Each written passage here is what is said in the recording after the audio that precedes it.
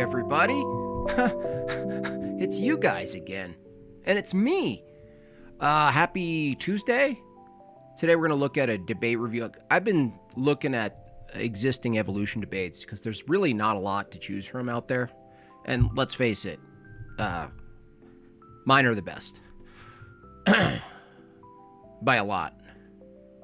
And so I'm just looking at some of the angles, and I thought I'd maybe watch a little bit of one. I want to see how much improvement our side needs. You know what I mean? Because you look at their side, and it's always the same positions. It's assertion after assertion, zero explanation.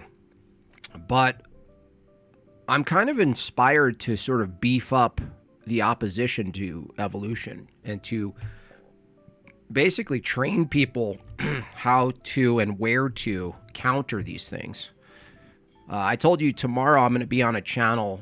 She was impressed with my performances, so she wanted to get me on her channel, Rebecca from Examining Origins. That won't be dual streamed, but thank you. Yeah, smash the like, pay your jort tax. Yes, indeed. But if I could get out there, get the message out and give some bullet points. Someone actually in the chat suggested I write a very small, short, concise book on it or something. I'm considering that. I don't know. That requires some time, but I really like the idea of just like a very basic formatted way of attacking evolution for anybody. I like that idea. And I am also inspired by drawing the cover of such a book. You know what I mean? Anyway, we'll look at that in the future. Great idea. Whoever had that idea, I've been thinking about it. It's stuck in my head. So I like the idea of it. Anywho, I'm gonna review a debate from the future. Yeah. So there's that. Got a debate tomorrow. I'm fine-tuning my argument for it. Basically, is evolution biblical? Is it compatible with the Bible? Now, there's a variety of ways to go about this debate. There's granting their position on the Bible. There's pushing against their position on the Bible. The reality is, if I can produce a blatant contradiction between evolution and the Bible from their perspective, even if I granted them some crappy hermeneutics, then that's the debate. So I'm going to kind of focus probably on that aspect. So there's that. What else? Waiting on some materials, and I start my second icon. Very excited about that. I don't know if you guys could read this, but I'm pretty much focused on that. I apologize if the rest of the world and the internet occurs to me as completely uninteresting. Have different EO apologists, each chapter debunking Evo in a different way. It could be from an Orthodox perspective. I thought about that, and then I was thinking, well, I don't know. You got to make it, like, accessible to, like, super normies, like, even heterodox people. So, I don't know. I could imagine the book in my head, though. It's, like, crude, silly animations. Maybe this stream is going to evolve into a claymation. Don't even get me started. Don't even get me started on that. Weird. What a weird hill. Interesting guy. Let me see. Goal. Oh yeah, there's my goal. Hey, there's my goal, you guys. It's just there at the bottom. Actually, you know what? Let's stretch it. Let's make it the sidebar. Shall we? There we go. Look at that. Make it thin. There we go. Nice. There's my goal. What do you want to do, Jim Bob? Hope to see more icons? I hope to convert the United States from iconography. I hope to use iconography to convert the entire United States. How about that? There's a debate today. I don't know if there is. There might be one later. I have no idea. I removed X. Glory to God. I highly recommend it. Or I removed it from my phone.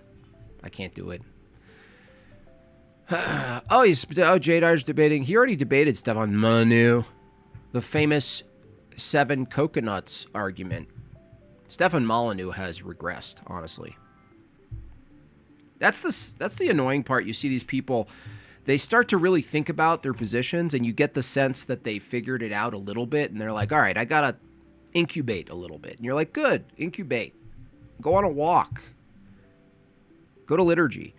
And then they come back years later, and Stefan Molyneux is just recycling the same broken arguments over and over again. I'm just like, what are you doing, man? Get a wig. Thoughts on my EM Dynamics vid? I didn't get all the way through it. Honestly, there's a lot of things people send me, and I told you I'm pretty much at this point averse to content. I'm just staring at, my gold leaf set and staring at my brushes and going, when are these pigments showing up? You know what I mean?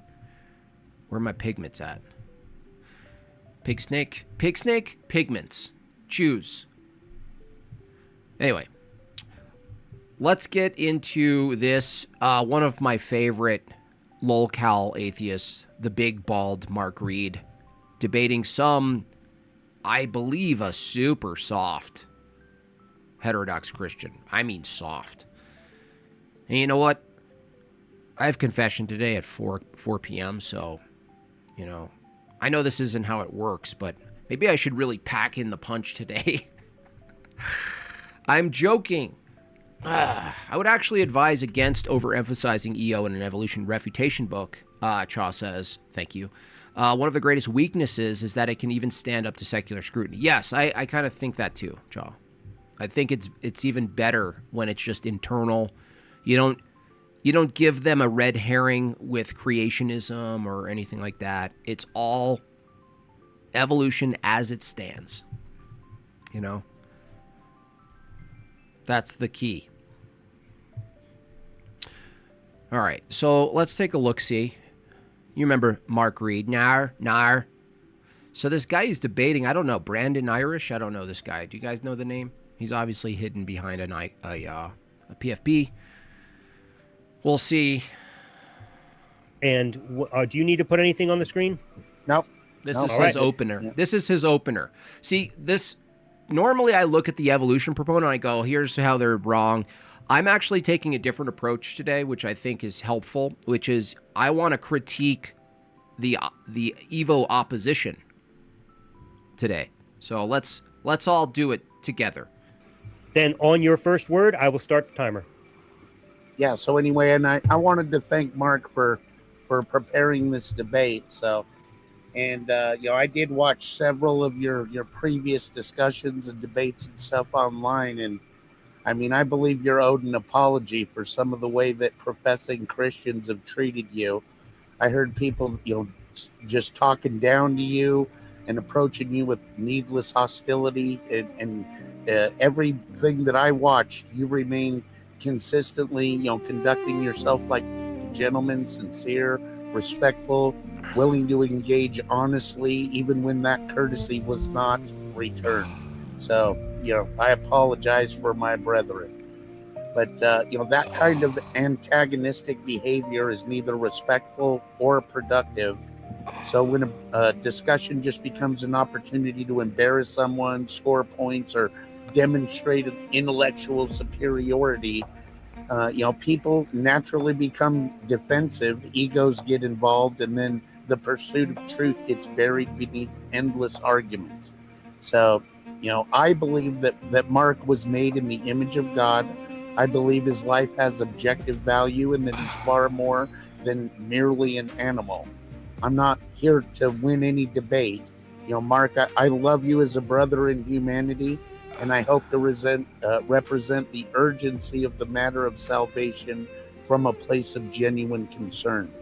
I believe you're a man unknowingly behind enemy lines, and I pray that God uses this conversation as a part of your exfiltration. So, but in one respect, I absolutely. Oh my gosh! I'm gonna move my confession a little bit earlier, I think. Okay. Okay. What a start. What a start. You're not here to win a debate. It's a debate. Evolution is one of the most disgusting, nefarious, broken worldviews that we have in modernity. And Brandon Irish, I just want to, in the name of mere Christianity, I want to just lend out. Hey, by the way, no one respects this. Mark Reed doesn't respect this, okay? Atheists don't. You think you're winning over the atheist? This is equivalent to simping for the stripper.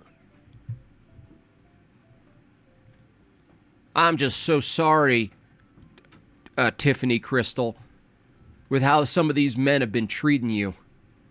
I want to treat you with deep respect. I know that you come in here and work really hard and you had children at home. I know that you dance your little booty off every single night. And I know what goes into that, believe me. And I just want to apologize on behalf of all of the perverts who spend their money here. Shut up.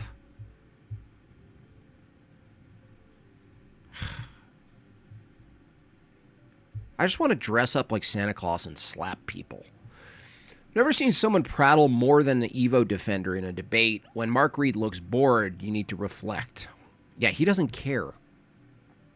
Mark Reed doesn't care. He just sees you as more weak. Absolutely agree with secular humanists. Much of what we see in the world's religion is a bunch of man-made nonsense producing only cult-like behavior. Men dressing up in religious little costumes. Men dressing up in religious costumes? Are you talking about the robes? Are you talking about the historically based vestments and garb that has been in Christianity for centuries? Before jeans came along? Are you kidding me? Unbelievable. Performing rituals and claiming spiritual authority over one another, and replace God's word with human tradition. And oh gosh, Jesus condemned that exact behavior because it turns intelligent people away. Making the word of God of none effect through your tradition. Mark 7:13. Oh my goodness. And I'm not asking Mark dude. to entertain any of these forms of religious garbage. My position is sola scriptura. Scripture alone is the final authority over Christian doctrine. And I receive the King James Bible as God's preserved word. I don't expect Mark to grant at the beginning of this debate that the King James Bible is the infallible word of God. This is just... that would beg the very question that... The topic is evolution true? We need to investigate. No, what? The irony here is that he's talking about the rigorous holy tradition of, say, Orthodoxy, or maybe he'll include Catholicism, and he's talking about how that pushes people away. I don't know how many atheists this guy just created in a single opener. That's not even about evolution. He's literally preaching. It's just wild, this guy. Shame. Brandon Irish. Shame. Shame. Shame. Shame. Shame. Chaw for another 10 says, by the way, Jim Bob, if you want to tie this all back together, if you feel like you recognize Brandon, it's because he called into Kelly Powers. Oh, yeah. Okay. All right. No, I do recognize his voice. I'm stating my position so that everybody knows exactly what form of Christianity I'm defending. Yeah, Jesus wore robes, right? Yeah, everyone was wearing what he calls a costume based on his standard. So that, I can't step into church tradition whenever biblical text becomes inconvenient. Oh my gosh, You know, you're the insufferable, Bible bro. presents the human condition in legal terms. God is the judge. We're heading to Judgment Day. His commandments are law. Are you going to get to evolution? Okay, so I told you I'm critiquing today. I want to critique the opposition to evolution because it's perhaps more valuable, actually. It's more valuable to look at the arguments against evolution and the performances against evolution and showcase how bad it could be. And when you're doing a disservice to the counter argument. And this is a perfect example of a disservice from the position against evolution. This is a disservice. This is a skid mark. This is a blemish. Brandon Irish, whoever you are, you should not be debating at all. Forget about evolution. You shouldn't even debate at all. Terrible, man. The Wigger literally did and the King James Bible fell from the sky. He did. He believes it was delivered to him. Sin is the Yeah, from Amazon Prime. It was. transgression of the law. All have sinned, and the wages of sin is death. The gospel is not join my denomination, try to be a nicer person. It's that God himself was manifest in the flesh. Jesus Christ was crucified for our sins, was buried, and rose again on the third day. He bore the judgment that guilty mankind deserves and offers forgiveness and reconciliation for all those who come to him in repentance and faith. Guys, this is an opener against evolution. Is evolution true? Jim Bob. Half Black Justin. This $5 is for young Tiffany Crystal, who is just on the wrong side of the stripper pole, and I hope this tithe helps brings her and her absent black baby daddy back to the King James Lord and Savior. Tiffany Freedom. Tiffany Crystal has a chance, okay? Tiffany Crystal, with enough good vibes into the universe, Tiffany Crystal can be pulled out of the strip club, okay? Sorry, I'm trying to find my sitar. It won't be right. It's not right without a sitar. Where are you? Come on. Wait, nope. Seashore, helicopter, gunshot, nope. Harpsichord, clavicular, Santor. Where is it?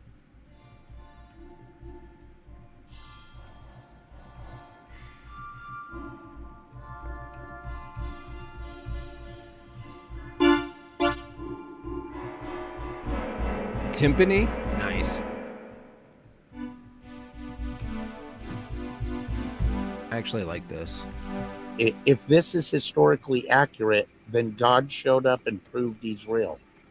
Christianity, therefore, stands or falls on one public claim about history. Jesus Christ rose bodily from the dead. What the hell Paul does that have to said do with that evolution? if Christ be not risen, then our preaching is in vain, and our faith is vain. Oh. If Christ be not raised, your faith is in vain, and yet ye are yet in your sins. 1 Corinthians 5:17. So Paul placed all of Christianity on the line. If Jesus remained dead, Christianity is false.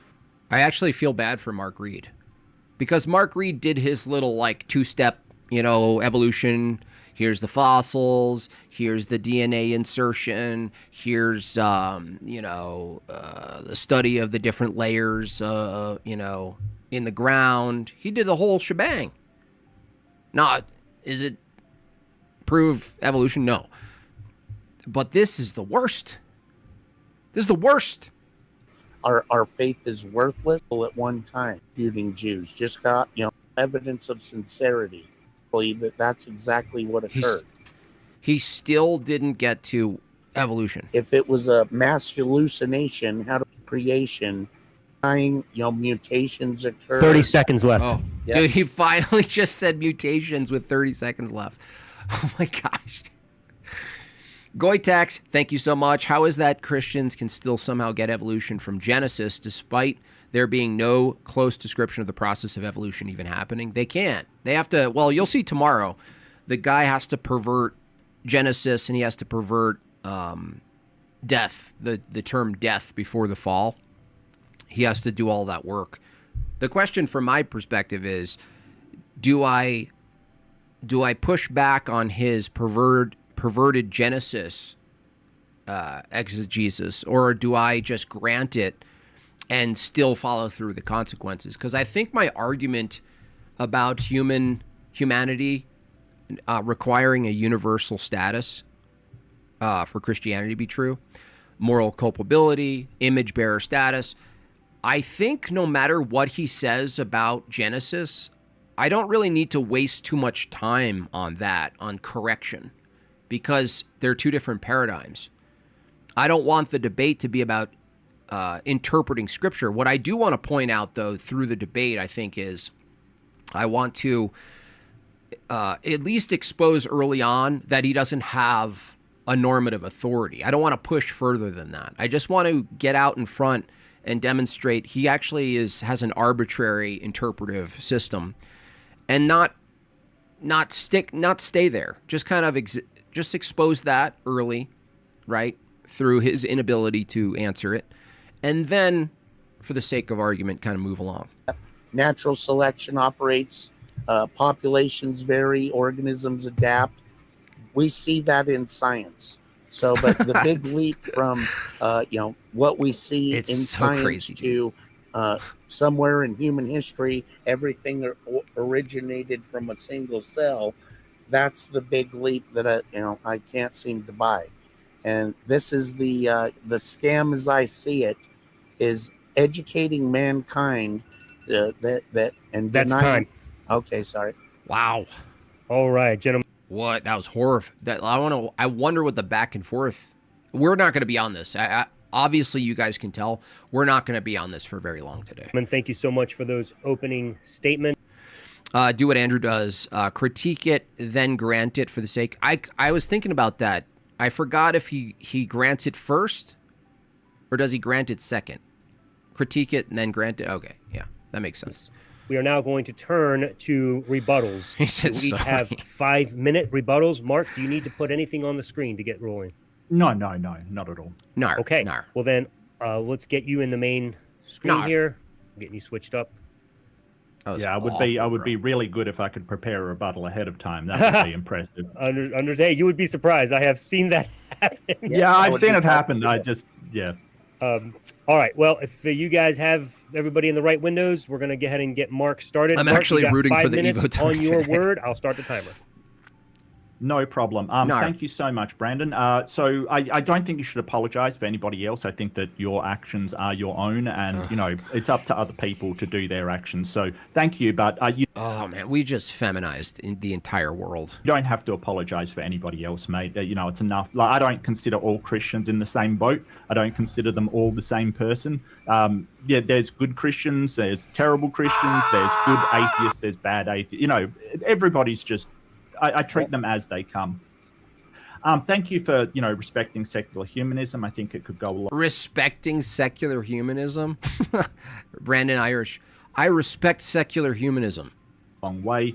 I think that the King James Bible, I think that was 1604 in which it was written, which is Hey, Paris is back from the ban. Keep it up. I knew it. W's in the chat for Paris. He meant keep it up. See, I'm so sensitive. I'm glad I'm going to confession today. How hilarious. Good on you, Paris. I appreciate you.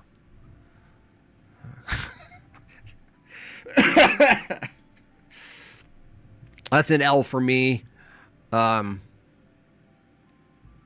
would you say if I told you I was mentally retarded? I'd say sometimes I am too. So, thank you. Welcome back from your ban. Thank you. It's actually slightly embarrassing for me. But you know what? I just, I turn into an executioner out of nowhere. way after the original. I think And that, in fact, that's actually one of the reasons why I just immediately scheduled confession today, because some of my thoughts recently. What, Marty Leeds, Owen Benjamin perverting iconography, a lot of this stuff, Indian people in general, just Indian people existing.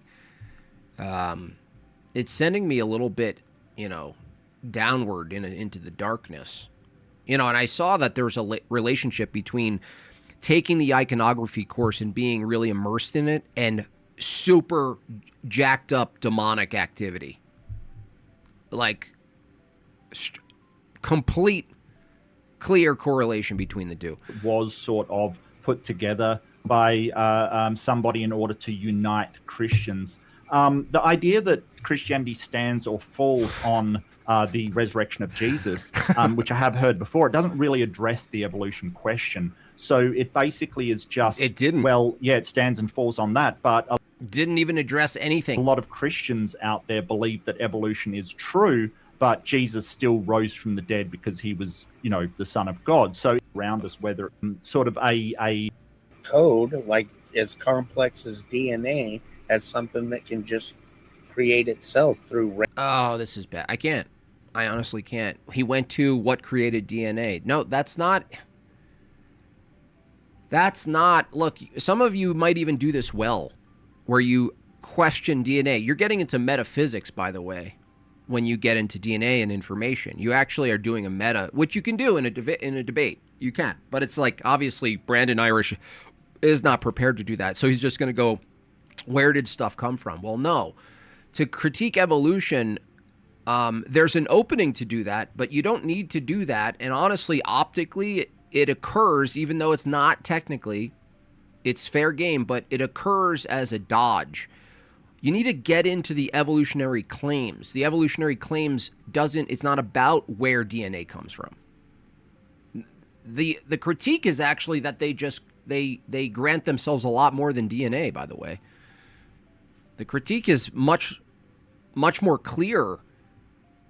This guy shouldn't be debating. I want to gatekeep evolution debates. I'll just say it right now. I want to gatekeep it.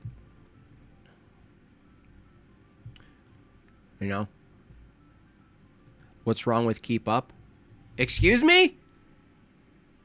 You want to be next?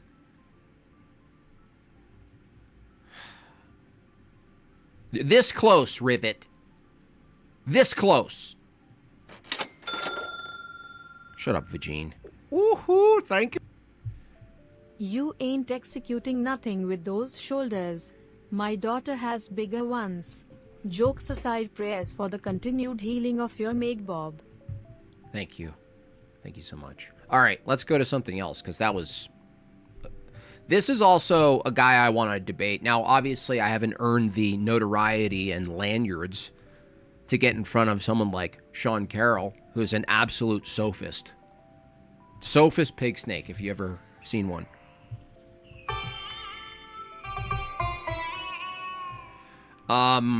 He's a nonsense machine. And his eyes are from two different people. So, these are not the same people's eyes right here. I'm not sure which one is his real eye. But aside from that, he's going to come after Alex O'Connor, a guy who definitely eats hard-boiled eggs with tiny spoons on a little platter.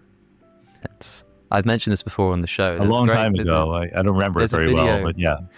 Well, it's quite entertaining because it's somebody. I'm sorry, Alex O'Connor, but that's not a mustache. Okay? That's Oreo crust. Interviewer sort of saying. Thank you.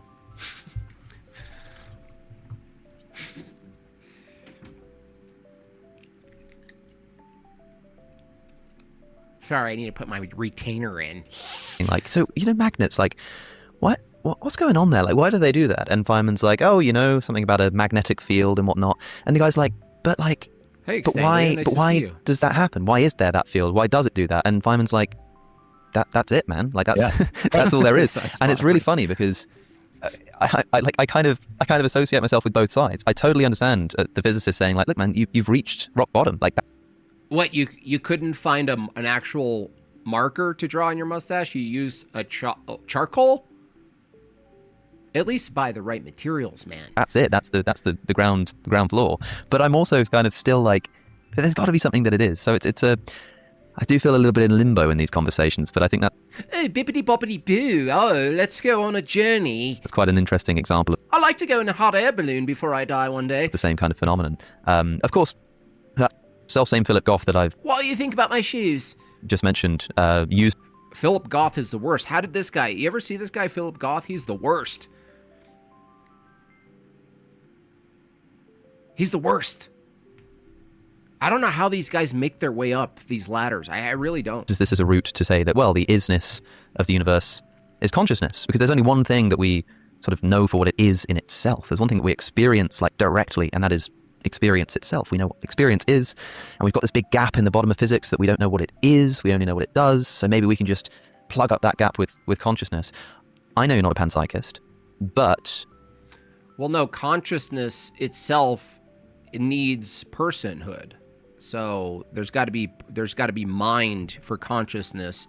Now you're talking about a universal mind, and you're getting close to divine conceptualism, which maybe Alex, who knows, with some prayer and maybe a visit to divine liturgy, Alex O'Connor will start to see that he's getting closer to Tag, basically. He doesn't even realize he's closer to Tag. But this guy's the worst. He'll just grant himself everything. He'll just be like, there's concepts and universals and logic, and we just use them as tools. Presumably, you believe in consciousness. I know some people don't. I've heard you talk about consciousness in a way that I'd be surprised if you took the sort of illusion route or something that says that it literally doesn't exist. And yet, you're a physicalist. You think that there is this... Physical. See, I want to debate him on physicalism. I just don't have a tweed jacket. Like, I didn't write a book. Like, I don't have a PhD. This is the problem with all this elitism. I would love if there was a way to debate Sean Carroll on physicalism. I would love it. I just don't know how it's possible. For taxes purposes. Hope you're doing well. Thank you. I am. Thank you. Sort of field of stuff, the physical matter, even if we don't quite know what that is, that somehow bumps together in the right kind of way and then gives rise to something that isn't just like, a rock crumbling off a cliff or something, but is experience. Famously, the redness of red, the taste of Coca-Cola, the sound of children's laughter, whatever it is. What is going on there, in your view? What is giving rise to this sui generis, to use the same term that you did, thing in the universe called... Let me guess, emergentism. Experience. I don't think it's any different than tables and chairs. I think that experiences and conscious awareness of things is a set of vocabulary words that we used. Nominalism, here, right now.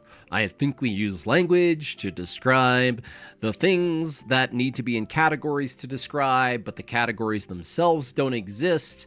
And here I go, to describe collective behavior of particles and forces in the universe under the right circumstances. I can say that the table has a certain height, that it has a certain tensile strength, things like that. In the same way, I can say that this particular person is having an experience of seeing the redness of red. I literally see no gap there at all. He doesn't see a gap there. What a surprise. The gap is the thing you're referring to. What's the ontological status of things like redness? That's what the gap is, Sean. Is that his name, Sean? The gap is if you're a physicalist and you say redness exists, and then you say, well, redness doesn't really exist, it's an experience. You need to now say experiences are physical things like tables and chairs. You need to say the experience that you're referring to is itself physical, like made of matter, concrete, or non-concrete physical. Something, physical or material, concrete or physical. And he's just like, I don't see a problem. Yeah, exactly. Where's the logic? Does logic exist? That's why when we go to ontology, these people fall apart. Now, still to this day, I'm actually taking a liking to him, even though I keep forgetting his name. Who's the philosopher with the big bushy eyebrows?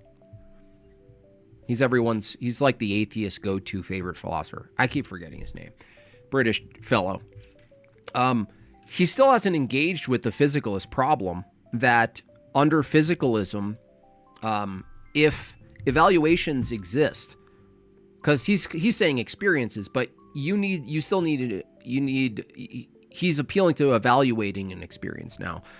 If evaluations and propositions exist, if they exist under Sean Carroll's view, they must be reduced to physical particular matter or some physical phenomenon. And if they do reduce to physical phenomenon, then it reduces to particulars. And particular physical phenomenon, like a goat, like a boulder, like a cloud, like a blade of grass, like a tornado, none of those things are true or false. It's incoherent to say a tornado is true or false. It's just a physical phenomenon that's just independent of description, is just in existence. But that would be true for his evaluations. And Alex O'Connor, even though he's sought after and he's presented as some sort of deep philosopher, and he might very well know a bit about the history of philosophy and some of the terminology, more than me, but he never approaches physicalism from an undercutting defeater position like I do. And it's annoying to watch these people just kind of skate away. They never really get pressed. A proper little ape was me great granddad, isn't it? Probably great granddad. My great granddad was an ape. It's a vocabulary words to describe what happens in the world at a higher level. Yeah. I mean, you'll be familiar, of course, with the reasons why people are suspicious of this, but perhaps we can try to... What would you say the 4 requirements? I don't know, 50,000 subs, not linked to some sort of right-wing extremist view, which is, I disqualify for both so far. Some sort of accolade, like I wrote a book or I was on a podcast that he respects or something like this. And I don't wear cutoff sleeve shirts. So, I pretty much fail all 4, Extanglia. Try to be specific and make it interesting. I mean, for a start, it seems as though I could... If God made tornadoes, aren't they true? No. A lie has to be assigned to a proposition. Yeah, no. An object isn't true or false. A proposition about an object. So you're conflating a proposition, do tornadoes exist? That proposition can be true or false. The tornado is not the true thing. I hope you're being sarcastic. I could give a complete description of the activities of a brain. I could describe the sort of electrochemical processes and the way that neurons fire and connect with each other and the brain regions and all that kind of stuff. And were it not that we already knew there was this thing called experience that sort of came along with that, I wouldn't expect or predict that there would be this thing that the philosophers called qualia, the redness of red. I would just predict that there would be some atoms and neurons moving around and bumping into each other in various ways. It seems, in other words, that like a physicalist description of the brain would not predict, at least on its own, that there is this thing called experience. You see the problem here is that Alex is trying to critique something, but he's using terms like predictions. But a prediction under physicalism would also just be an arrangement of atoms that were reduced to physicalism. What makes one arrangement of atoms called a prediction or a proposition more true than another arrangement of atoms? And you have to appeal to another arrangement of atoms. That's the problem with physicalism, is that it utilizes and affirms things that necessarily must be non-physical to then talk about the physical. That's like saying, their view is like saying physical things, it's the physical matter itself, an arrangement of matter, a set of chemistry dominoes that are true, and some dominoes are not true. What? That's like actually being an insane person, and that's where we're at. This is where nominalism, secularism, progressivism, the Enlightenment leads you off a cliff. That goes along with the neurons moving around in physical space. Tell us who the atheist eyebrow guy is. I forgot his name. Alex Malpass. There you go. Thank you. What do you think of that? I don't see why not. I think that's just because you're not very good at predicting things, but neither am I, because it's very, very complicated. I mean, we're literally trying to compare two things. One is a physicalist understanding of nature at its most fundamental, which nature itself is a universal. Like this is like a universal category for all particulars. Nature. He just grants himself a thing. Well, no, there isn't a physical thing that's isolated that's called nature itself. Nature is a category that collects all of the particulars that you view in the world, the external world, and it's a metaphysical category for the aggregation of all particular material events. And he just grants himself it again. Nature. And Alex Alex is lazy. Honestly, I think Alex, with his success, has started to phone it in a bit. As we said, currently takes the form of some quantum mechanical theory of fields and particles and stuff like that, which is literally the best understood feature of all of science, because we can absolutely make precision measurements. We can set things up. We can simplify things. We can get rid of all the complications. We can test things to 12 decimal places. And we can push our experiments well beyond our everyday realm of experience, and we still get the right answer. And it's all beautiful, pristine. It makes perfect sense.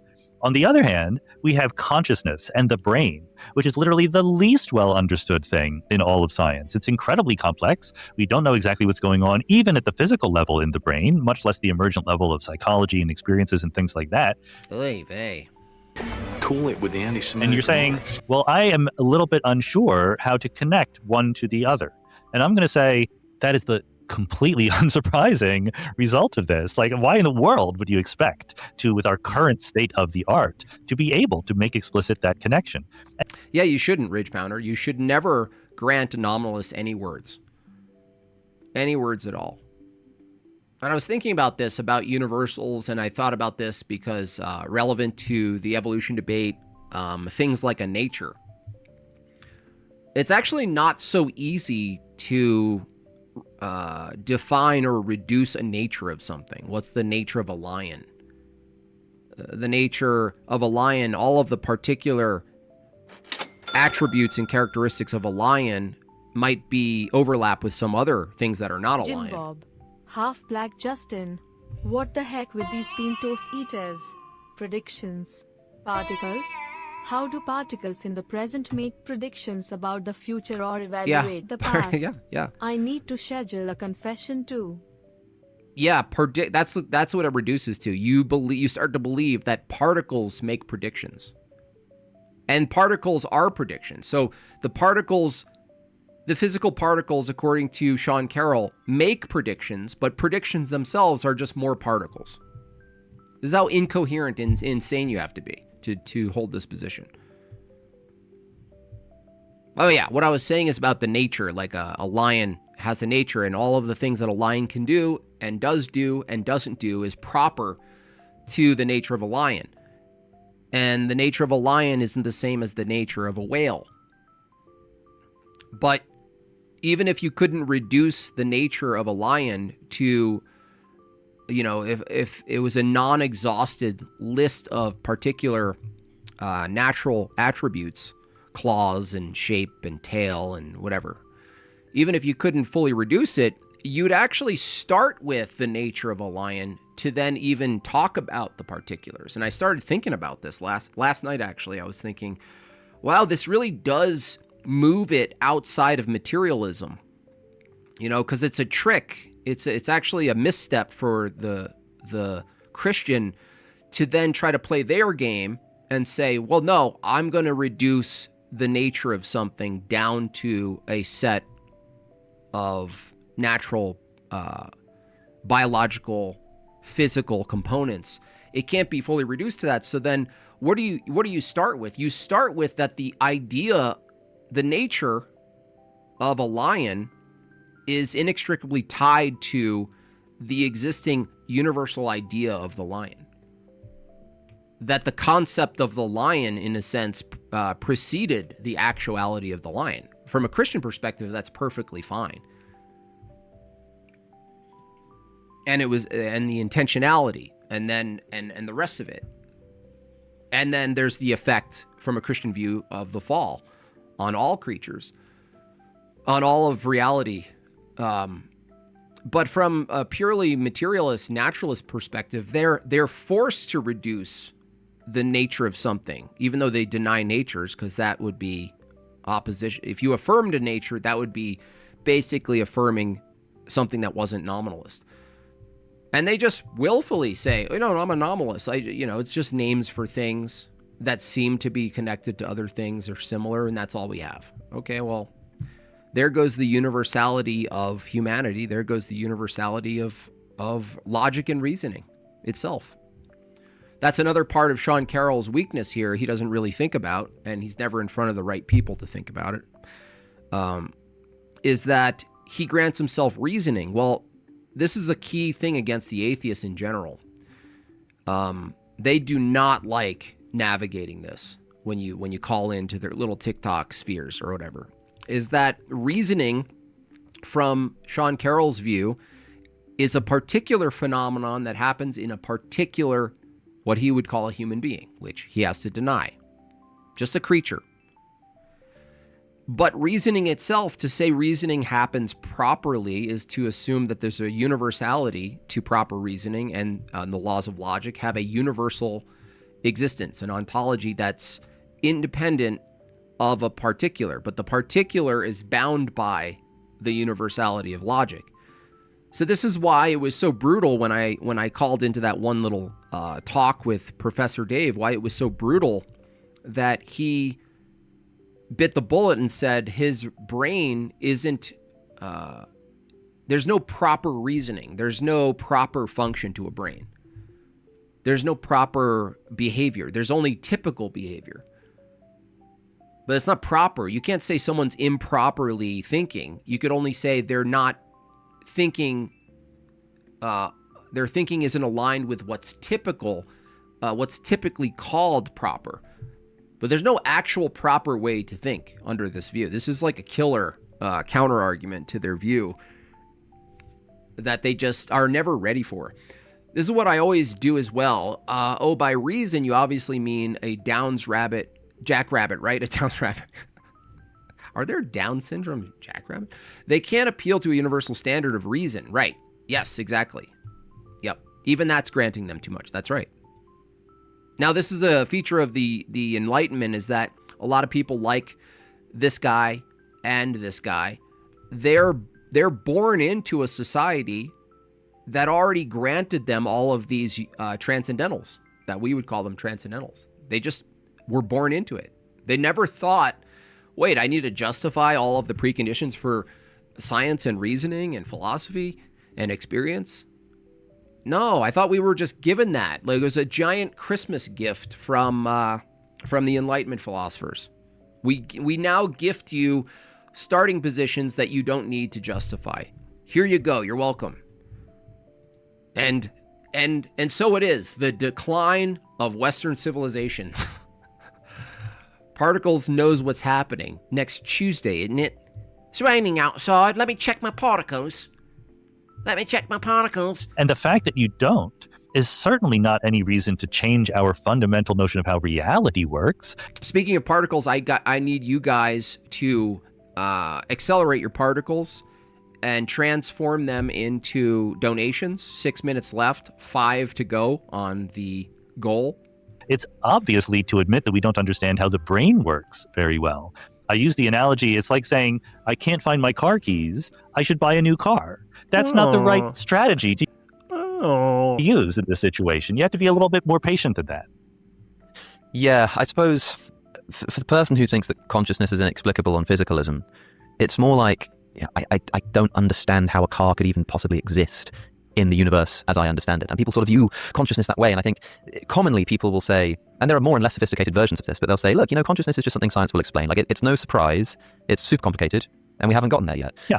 No. That's begging the question. You're appealing to the thing in question. There are philosophers of mind who don't just want to say science hasn't explained consciousness yet, but that it in principle cannot do so. It seems to occupy a different kind of space. Thomas Nagel is the sort of famous name here that I think most succinctly puts this case in what is it like to be a bat. And one useful way of getting at this is with the famous thought experiment that I've heard you speak about before, but I had a question about your interpretation or response Appreciate to this. you. Famously, Mary's room. I talk about this all the time on the show.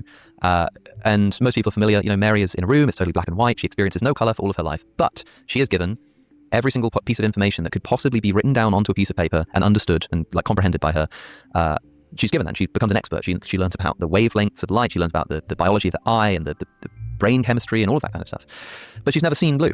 And then, at the end of her life, she steps outside, she looks up, she sees the blue sky, and the question is, does she learn something new? The implicit answer is, yes, she learns something new. She learns what it's like. You know what? Maybe I'll be able to debate Sean Carroll if I create a pseudo character that with a terrible British accent. Maybe he'll be like, oh, who's this guy? To see blue, and whatever that extra thing is that she's learned is what consciousness is. Now, I've heard you talk about this before, and I just want to give you space to respond to that. And then I've got a follow-up question if your answer remains the same as it did when I last heard you speak about this. So what do you think about that? I'm a little bit thrown off my game because it's always red that she's never seen, and you're making it blue, and I'm not quite sure how to change gears so quickly. Taxes, So let me give it a try. And I think there's different. I have one opinion, but there's different ways of stating it. So let me state it this way: Mary's room, even though Frank Jackson, who popularized the thought experiment, has repudiated the conclusion that it is used to draw, many other people still stick with it. I get that. I did not know that.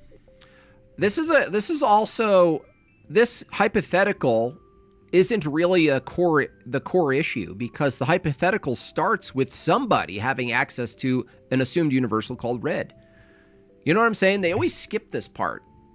They start to develop questions about epistemic certitude, but they start with some type of epistemic certitude about these categories to begin with. So they're like, well, we have redness, right? What if Mary is in a dark room and she never knows what red is? Or there's a tribe in Papua New Guinea who didn't see a particular shade of blue, and they didn't know it existed until they started crafting a language for describing it, and suddenly they start seeing it or something like this. These are secondary questions about what's really going on right now. What's really going on is, first, you start with the knowledge of colors, then you can do hypotheticals about a particular woman named Mary who's trapped in a room somewhere in the Getty. Right? That's what's going on. And they just start, again, it's always repeated. It's the same problem every time. They just start with these categories, then do a hypothetical about a particular person experiencing or not experiencing categories. But you're starting with the thing in question. Did we autonomously build an illusion that there's such a thing as the different color spectrums with frequencies, and we're all experiencing them nearly universally the same? Nearly, with some exceptions. Did we build that up? This is where it gets to the tag argument. This is why the fundamental dilemma that doesn't have a third option. Anyone in the chat, if you're an atheist in the chat, let me know the third option. There's only two options in regards to epistemology. It's either top-down and revealed to us, theonomous, or it's autonomous. It's individual, independent organisms you call human beings walking around and agreeing on reality, and we're agreeing reality into existence, as opposed to the reality needs to be a certain way necessarily for us to have experience. They do it backwards. They work off their experience and build an image of reality, and they always grant themselves the way reality is. You couldn't build anything unless reality existed in a certain way. Gabriel Carson for back taxes and the Badger Hunting Fund. Thank you so much, Badger Hunting Fund. I'm thinking about incorporating that. You know, I've been looking at iconography. I'm looking at all of the proper ways to do things, and I want to start by doing all of the proper ways. I'm getting really snobby about it. So, you need to work on your Scottish accent. That's funny. Scotland! Scotland! Like that? Yeah, no, he's totally a physicalist now. Wow, really? Do you know why? Like, was there like a... Because it's a bad argument. I can explain why I think it's a bad argument. I cannot promise I can explain why he... I'll give this guy an argument that he can't refute. Alex Malpass can't refute it. These guys can't refute it. All of your fanciest atheists and materialists and physicalists, they can't deal with this. Premise 1. Physical events are not truth apt.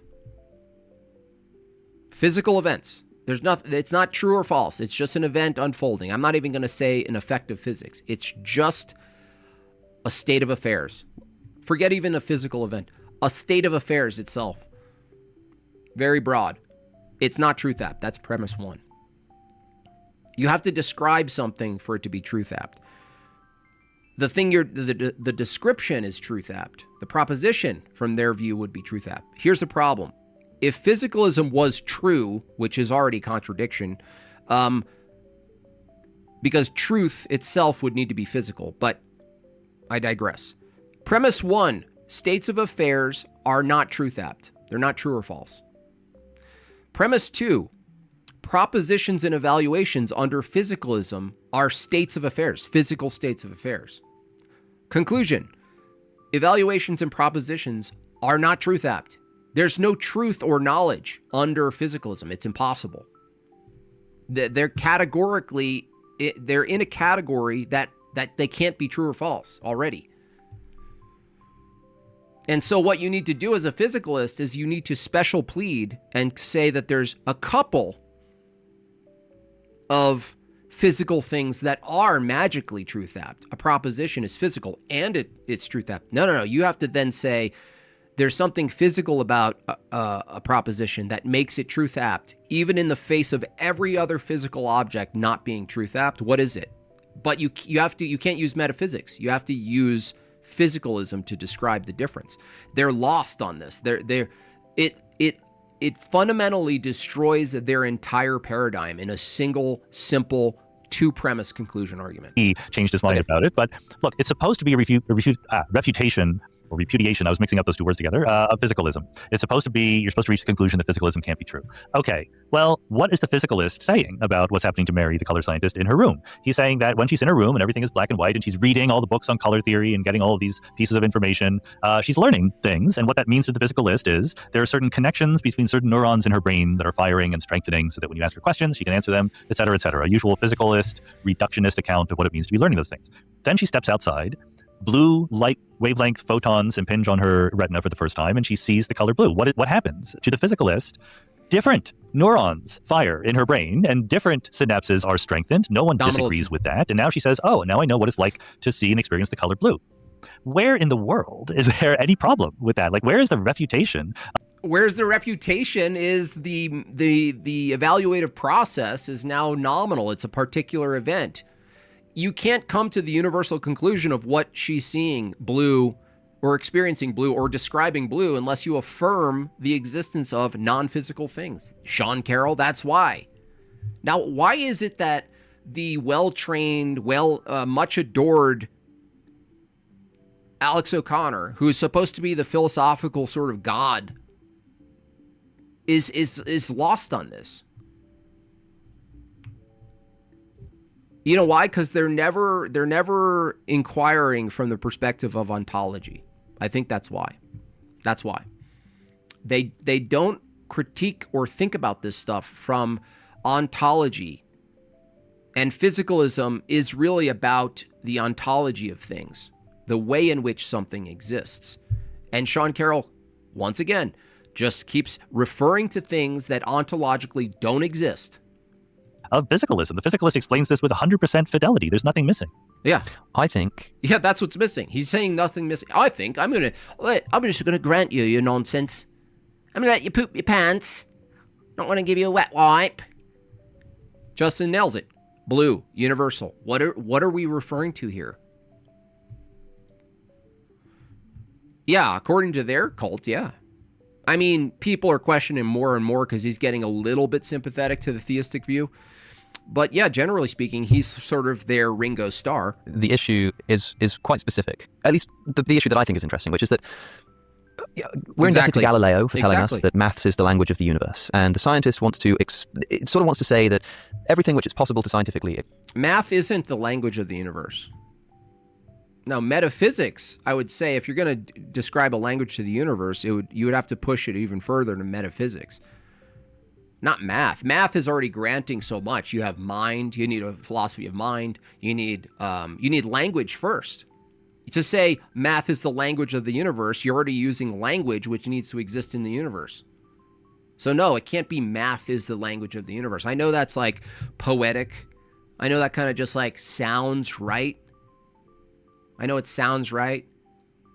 It's not actually right. We got proper good neurons, mate.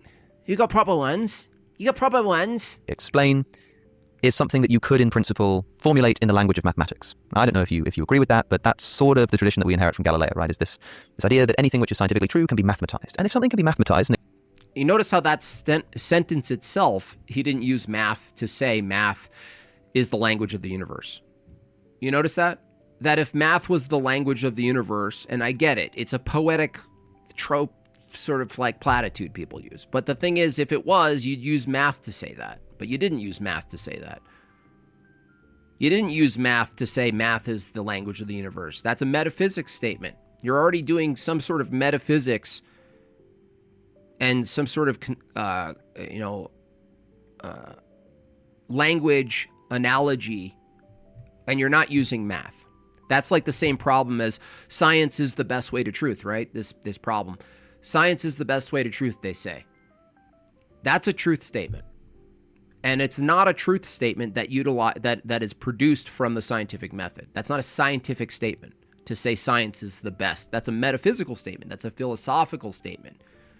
The same with math is the language of the universe. That's a philosophical, poetic statement. You didn't use math to say that statement. And explained or described in a mathematical formula with letters and numbers, then in principle, everything that there is to know could be written down onto a piece of paper. Now, I understand that, like, when Mary exits the room and there are like different neurons that fire in her brain and that gives rise to the experience, that's fine. But if there is any kind of knowledge that she gains, anything that you could class as knowledge, and knowledge, again, that has to be reduced to a physical thing, according to Sean Carroll. If the scientist, to use the sort of religious buzzword, believes that anything which can be known can be described in the language of mathematics, it would imply that the very knowledge that she has of that... That's not true. I already just demonstrated that if anything that can be known can be described in math, you have to be able to say that sentence in math, dude.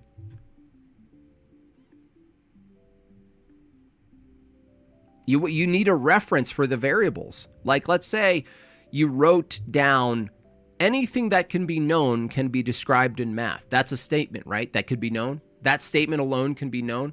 Anything that can be known can be described in math. That actually might be true, but it can't be reduced to math, because if you wrote that in math, you have to define variables. So you'd have to say X equals anything that can be known. But you can't understand it without the language that you assign to the variables X.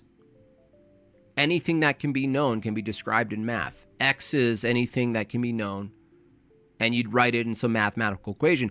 It's meaningless unless you have language outside of mathematics. You need mathematics to then assign the values of the X and the Y and everything like that. The experience of blue could in principle have been written down onto a piece of paper, such that when she read and understood that thing on that piece of paper, she got that knowledge that she gets when she walks out. She could get that just from reading something that's written down. That's already out of math, dude. So, like, the problem for me is specifically the fact that it's not so much about physicalism, but more about scientific description. The idea that one day science will be able to...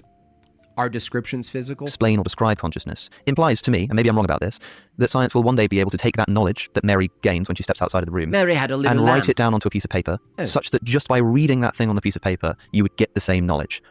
He's actually bringing up a huge problem, and it's really annoying that they don't see it. Something I ask a physicalist, and I've asked them in certain debates this question.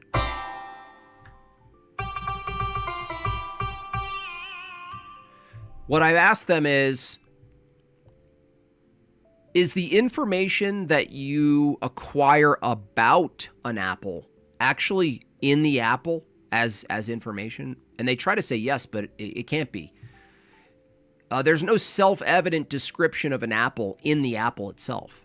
The apple is just pure material, and you have some composition to it. You have a soft, waxy outer skin, and then under the skin is like a potatoey, crunchy, sweet, juicy part, and then you go deeper and there's the seeds, and and then, but all of that, there's no crunchy listed in the apple. You can't find crunchiness or the texture descriptions in the apple. You can't find the word apple in the apple. The same way Sola Scripturis can't find the meaning, the accurate or interpretive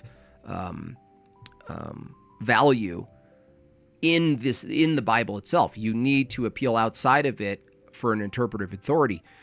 And so if it were true, if physicalism were true, and you could have knowledge, you would actually, the material apple would be identical to the knowledge you get from the apple.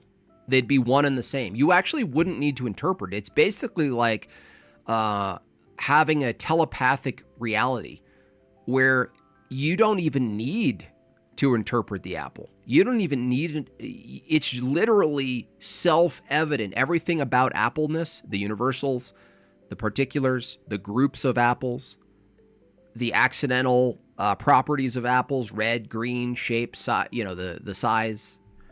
These would be embedded in the material itself. You wouldn't need to examine it. But this guy, the hero of philosophy, is missing. He's just blank. I don't think that's possible. And so my question to you is, do you think that's possible? And if it's not, then what is like a scientific description that cannot be written down in that way? I think this is just very clearly a problem with getting mixed up linguistically, not scientifically or philosophically. As I said, when Mary reads about the science of color eat the Bible. or the artistic descriptions of color, certain neurons do certain things in her brain. When she sees the color blue, different things do different neurons do different things in her brain. I could write down. When did I ever lose an evolution debate? Podcastration. When did I ever lose an evolution debate? Never. And I honestly, I didn't even win the debate. They lose the debate. You guys lose evolution debates. I don't win them. What the neurons are doing with no problem at all. But me writing down what the neurons are doing doesn't make the neurons do that. What makes the neurons do that is seeing the color blue. And again, I don't think the physicalist has any problem capturing any of this. So in agreement with that, you could write down what the neurons do, but that's not going to make the neurons fire. Yeah, exactly. When those neurons fire, and I could describe to Mary. It's so stupid, dude. Alex, why are you so dumb? Honestly, I hate to be mean, but you're dumb. You're not asking the right question. You have to ask this question. What makes one set of molecules interacting true and another set false? That's all you have to ask, Sean Carroll. What makes one set of neurons firing true, pure physical neurons firing, particulars, unrelated to all other neurons, by the way, particular neurons fire. What makes that segment of an event true and another event false?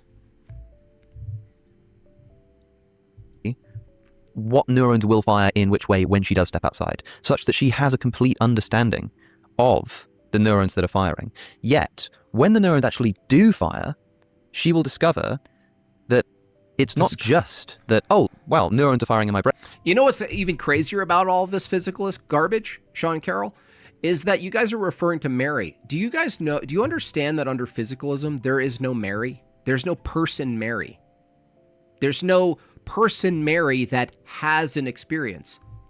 Under physicalism, there is just a physical composition of pure matter that's doing what pure matter does.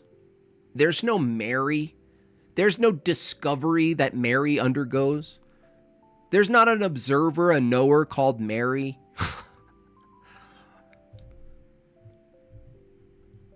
That's what's so frustrating about watching this stuff is like, both of them. He's supposed to be doing some pseudo confrontation against physicalism, and this is what you got, Alex O'Connor? This is pathetic. Well, let's talk about Mary. Well, we'll grant personhood of Mary, and experience of Mary, and understanding of Mary as a knower and a mind, and she's not identical to other minds, like Joe and Schmo. Brain, it's like, and I'm having this experience. In other words... Just a meat robot, dude! Yeah, like, those neurons don't fire until she steps outside, but you could describe what those neurons are doing, and it seems like she would still not expect or know what it's like to see that blue, even if she had a full understanding of those neurons, implying that the whole totality of what you could scientifically write down on a piece of paper would still not include that experience. And the morality, yeah, you could see it. Actually, I'm going to give a talk right after this about, I've been thinking about writing some notes. I took Tony, Hello Listeners approach to writing notes. It's very helpful. Aspect of blue. I know it's going to seem like we're kind of going around in circles here, but I want to make sure I'm being very specific here, because I understand what you're saying. Those neurons won't fire until she steps outside. But the point of a scientific explanation is that you should be able to take that new thing that happens when those neurons fire, that experience that comes with it, and sort of reduce it onto the piece of paper, which I just don't think is possible. But it doesn't give you the experience. Telling Mary... Give you. See, they keep using these terms like you, give you experience. To reference experience is to reference a subject that's having an experience. But under the physicalist view, there is no distinction between the subject and the experience. It's just one massive grouping of material doing something. That's it. That's all that's happening is a collection of matter doing what collections of matter does. There's no person, there's no knower, there's not an examiner, there's not someone who's merry internal dialogue going, what is that experience? Oh, what's going on? None of that exists under physicalism. There's no distinction between the two. Mary about what neurons fire when she sees the color blue doesn't make those neurons fire. That's a purely my only point. Today, I'm not debating anyone today, Joey. I'm debating tomorrow, but thank you. Yes, I'm ready for tomorrow, yeah. My point is not to disagree that there's something new. My point is to disagree that physicalism has any difficulty describing it whatsoever. Descriptions can't exist under physicalism, Sean Carroll, you fool. Maybe I can get Alex Malpass to review my aggressive attack on this. You can't describe anything under physicalism, because to say you can describe something under physicalism is to say that descriptions exist. Descriptions don't exist under physicalism because they don't exist. You can't hold or put a description under a microscope. Physicalism is the strict position that anything that does exist is physical, either concrete or physical. Not all physical things are concrete. So they might take that approach and say, well, no, it's not concrete. It's not material. It's not material, but it is physical. Okay, now you have to point to a physical phenomenon that you call a description. You can't do it. And then further, you have my argument against it, which is even if you could isolate a physical thing that you called a description, a singular description in some grouping of matter, you don't have access to truth-false of it. It's not truth apt because it's just an event, a particular event in space and time. It's material. It's a physical event. It's not truth apt. Because the neurons have to fire to get the experience. Okay, Let me put it this way then. Do you think that if you did... See what I'm saying? They say the neurons have to expire. The neurons have to fire to get the experience. You ask a follow-up question. Hey, Sean Carroll, isn't the experience just more neurons firing? Yeah, so the neurons fire and it produces an experience. You mean more neurons firing? Yeah. Cool, then what examines the experience? Let me guess. More neurons firing. Okay, that's a cascade of dominoes falling, and there's no particular privilege that one domino has over the previous or one domino has over the following. It's all just an endless domino effect where they just assume arbitrarily that we finally got to a domino that physically exists, that has some sort of ontological status that's distinct from the previous one, such that it could calibrate, evaluate, and describe the previous set of dominoes. These people are actually lunatics. Like, we're in an era of time where lunatics aren't wearing, like, straitjackets. They're wearing tweed jackets. Lunatics aren't in a rubber room. They're in a classroom. They're mental lunatics. And they're famous. Famous. We've made lunacy, we made them famous. And they're so broken, both of these guys. They're trying to figure out stuff from a perspective that collapses the moment they start talking. And they never get anywhere either. The word identical is helpful here. Alex needs to ask, is Mary's experience identical to the neurons? Yes. Are they ontologically identical? He won't ask, though. He won't ask. It's so annoying to watch. Explain to Mary in her room exactly which neurons were going to fire and Mary had a little neuron firing, what way when she stepped outside. And she understood the totality of everything that could be known about the brain. She understood. You mean it? She understood? You mean it understood? That she would predict that she would have this thing. Anything but God. Yeah, it's a cult. Anything but God. Called like qualia, and blueness would arise. She might be able to, but again, the ability to go from a reductionist lower level description to the higher level emergent description. See, what is it going to take? I don't know what it's going to take. Maybe I gotta enhance my presentation a little bit. You know what I mean? I like the liberty of just wearing a cutoff shirt and completely annihilating the evolution view without any collar. I like that. I like to be able to insult people and the liberty at Jortlandia that you guys give me as key point here, tax-paying citizens. 3 out of 10, 8 minutes left.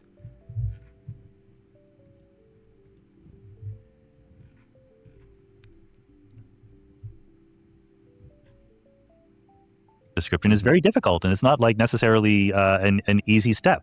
The important point for the philosophical point of the thought experiment is that all of that knowledge that she gains doesn't make those neurons fire.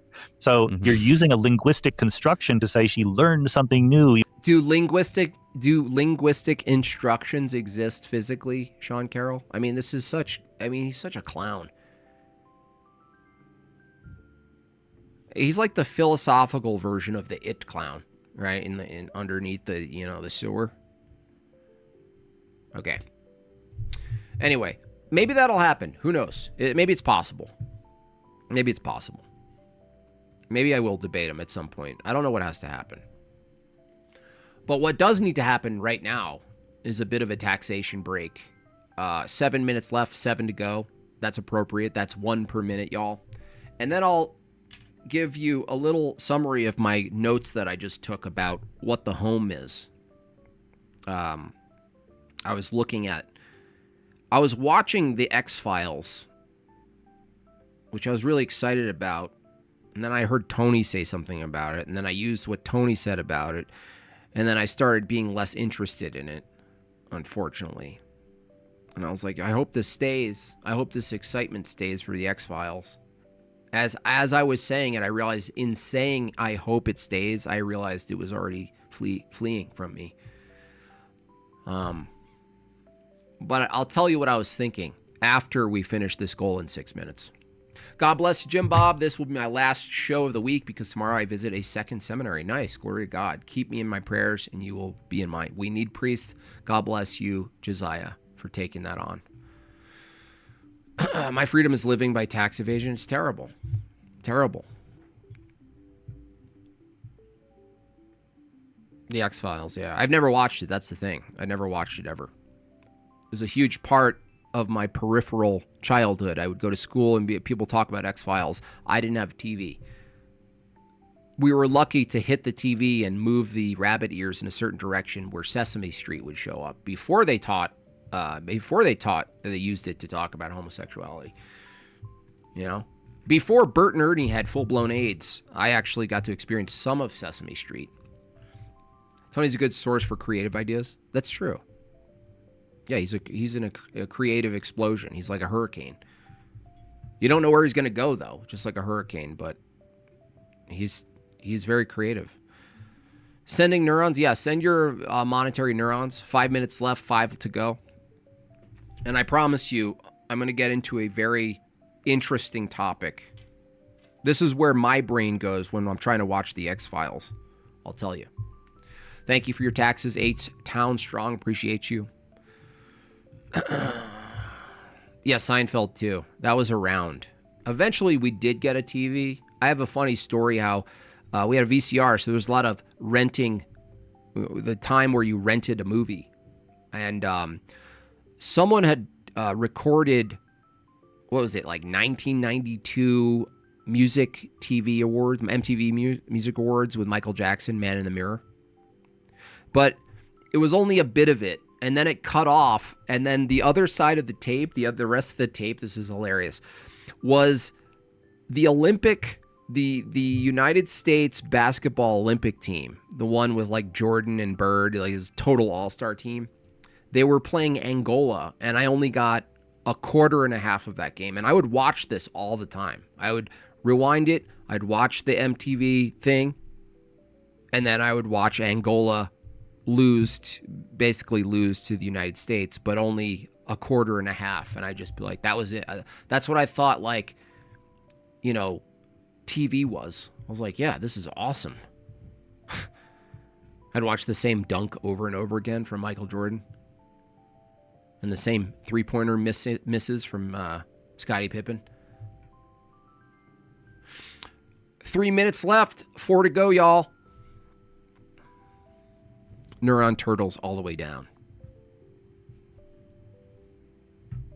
You had to block Sesame Street on your TV? Recently, you mean? Honestly, if you go back, I bet they were like infiltrating it with like racial diversity crap. If you look back at the old stuff too, I bet you. Yeah, I didn't have a working TV. It was a VCR until one day my dad finally got TV, and it was like, what did we watch mostly? I'd try to watch MTV, anything that had like, you know, anything quote cool. But my dad would marathon boom boom boom boom boom boom boom boom boom boom boom bow bow bow bow bow bow bow. They refuse to unify their theories of matter and mind. They just don't care. They just want to ramble, and you can do it on Alex O'Connor, apparently. 3 more, 2 minutes, y'all. They'll leave me hanging. I don't sell any beard creams. I have nothing else. I have no sponsorships. I got nothing. It's just you guys. Just the viewers. Yeah, a lot of Law and Order. Tons. Endless. 2 minutes, 3 left.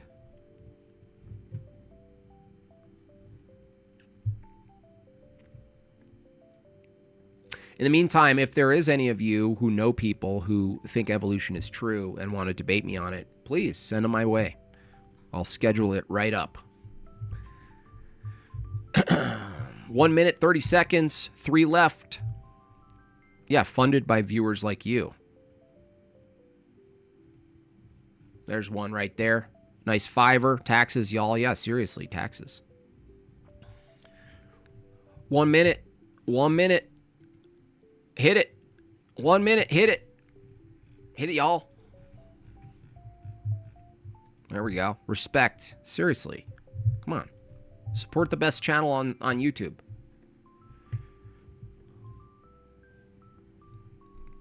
One more. 1 minute. There we go. Thank you so much. Thank you. I will. Appreciate you. 11. Look at the goal. We broke logic. Okay. So, I was thinking about family. Let me check my notes. Let me pull a Tony here. Okay. I was watching the X-Files, okay? And we're thinking, what makes this so tolerable? Is it just the alien UFO stuff? And I was thinking, well, no, that's kind of cool. It's like a decent idea. And then I was listening to the dialogue, and there's a specific style in the 90s, 80s and 90s, how people talked. And yes, there was degeneracy and cussing and grossness all throughout those times, of course. That was a specific niche, right? If you wanted to watch a raunchy movie, you'd have to rent the raunchy movie. But most movies were actually guarded with decency codes. And some of them might be legal and some of them might not be. And I started thinking about this, and I was like, I even mentioned to Megan when we were watching, and I was like, what's interesting about the X-Files, and it could be a variety of examples, is it was on TV, and TV at that time, not too long ago, at that time, had some guidelines to it. It wasn't just this pearl clutching. It was also a market. There was a response to a market, but the market that they're selling to in the home, the TV is in the home, and people didn't want to hear cussing. There's no cussing. Now, it's not about pearl clutching, about cussing. It's that the question to me started to be, what is it about TV that's in a relationship between decency in a society? So if you look at the United States, which is largely built on sort of a Protestant mindset, right, which is still morally better than the absence of it. And so there's all these rules, right? Before Larry Flint, right, there were these rules. That's why these things are big moments in time in history, where there's a fight for degeneracy and there's a fight against it. And so I was looking at this, and I was looking at what it is about those times, the 80s and 90s, where yes, there was like sections that you can buy crappy movies with a lot of crap in it, sex and nudity and cussing and the rest of it. But for the most part, the TV was at least still, what was on TV was still guarded. Yes, it's partially because advertising. Partially because, generally speaking, most of America didn't want decency at that level. If they wanted something indecent, they had to go off to the side and get it or experiencing that. But the mainstream television was decent. There were some guidelines to it. So you had to write well. You had to write good material. You couldn't use slang all the time and cussing all the time to fill in the space. And I was thinking about this, and I thought, wow, so the history of media in the experience of the American family is it starts with the radio. And the radio had guidelines. There was a guideline system to radio. You couldn't just put crap on the radio. It was very guarded. And I started thinking about this from the perspective of what's permitted in the household. And that a society's moral structure, the barometer for it is the house. And of course, you guys know from a Christian perspective, the house is an extension of the church, right? If the house is an extension of the church, even a heterodox church, right, that has some moral backbone to it, you get to see what happens to a society. If you want to look at the state of a society insofar as its moral condition, you look at what's permitted in the house. And it was like a light bulb watching the X-Files. I forgot everything that happened in the episode. But what stuck with me is this, is that if you look at what's permitted in the household, and the household is the extension of the church, when you start introducing things in the household that you wouldn't allow in your church, basically, that becomes the norm. And so what's permitted in the household is then what is permitted out in the world. It'll eventually leak out into the world. Why? Because the world would be made up of people who allow filth in their household. And you look at this progression. You starts from the radio, then to the TV. But then you get to this tipping point where the internet is a multiplicity of screens, and everything that the internet can give you is now permitted in the household, in the little church. And so I was looking at this, and I was writing that the household acts as a moral barometer for society insofar as what is permitted to enter the home, in person, who you let in your home, object, whatever it is the object is in your home, belief, what beliefs you allow in your home, and just general content, which would include radio, visual, media, entertainment, all of it, right? The internet basically broke this foundational rule, this firewall, if you will. It broke it wide open. It crushed the border wall of the external world and the home being the church. Now our refuge is the church, and we try to make our home still the mini church, but even that's very difficult. But we know one thing for sure: when we go to liturgy, it's completely guarded from the world. Now, what's permitted in society as a whole is a reflection of what's permitted in the home. This makes total sense. So you look around and I go, wow, there's so much filth in the world. I went to the pool the other day with my kids and just other 12-year-olds swimming. Filth, pure filth coming out of their mouth. Well, that would mean that our society is already at a point, and it's very clear, this is not even controversial. It's at a point where clearly what's permitted in the home is for the most part matching what you see permitted out there in the world. And then what guards that? This is why a progressive view, this is why free speech in general, like as a fundamental principle that you're trying to rest on above all things, is silly. What we're seeing is the collapse of the guard of what's permitted in the home, and the internet is a huge part of that.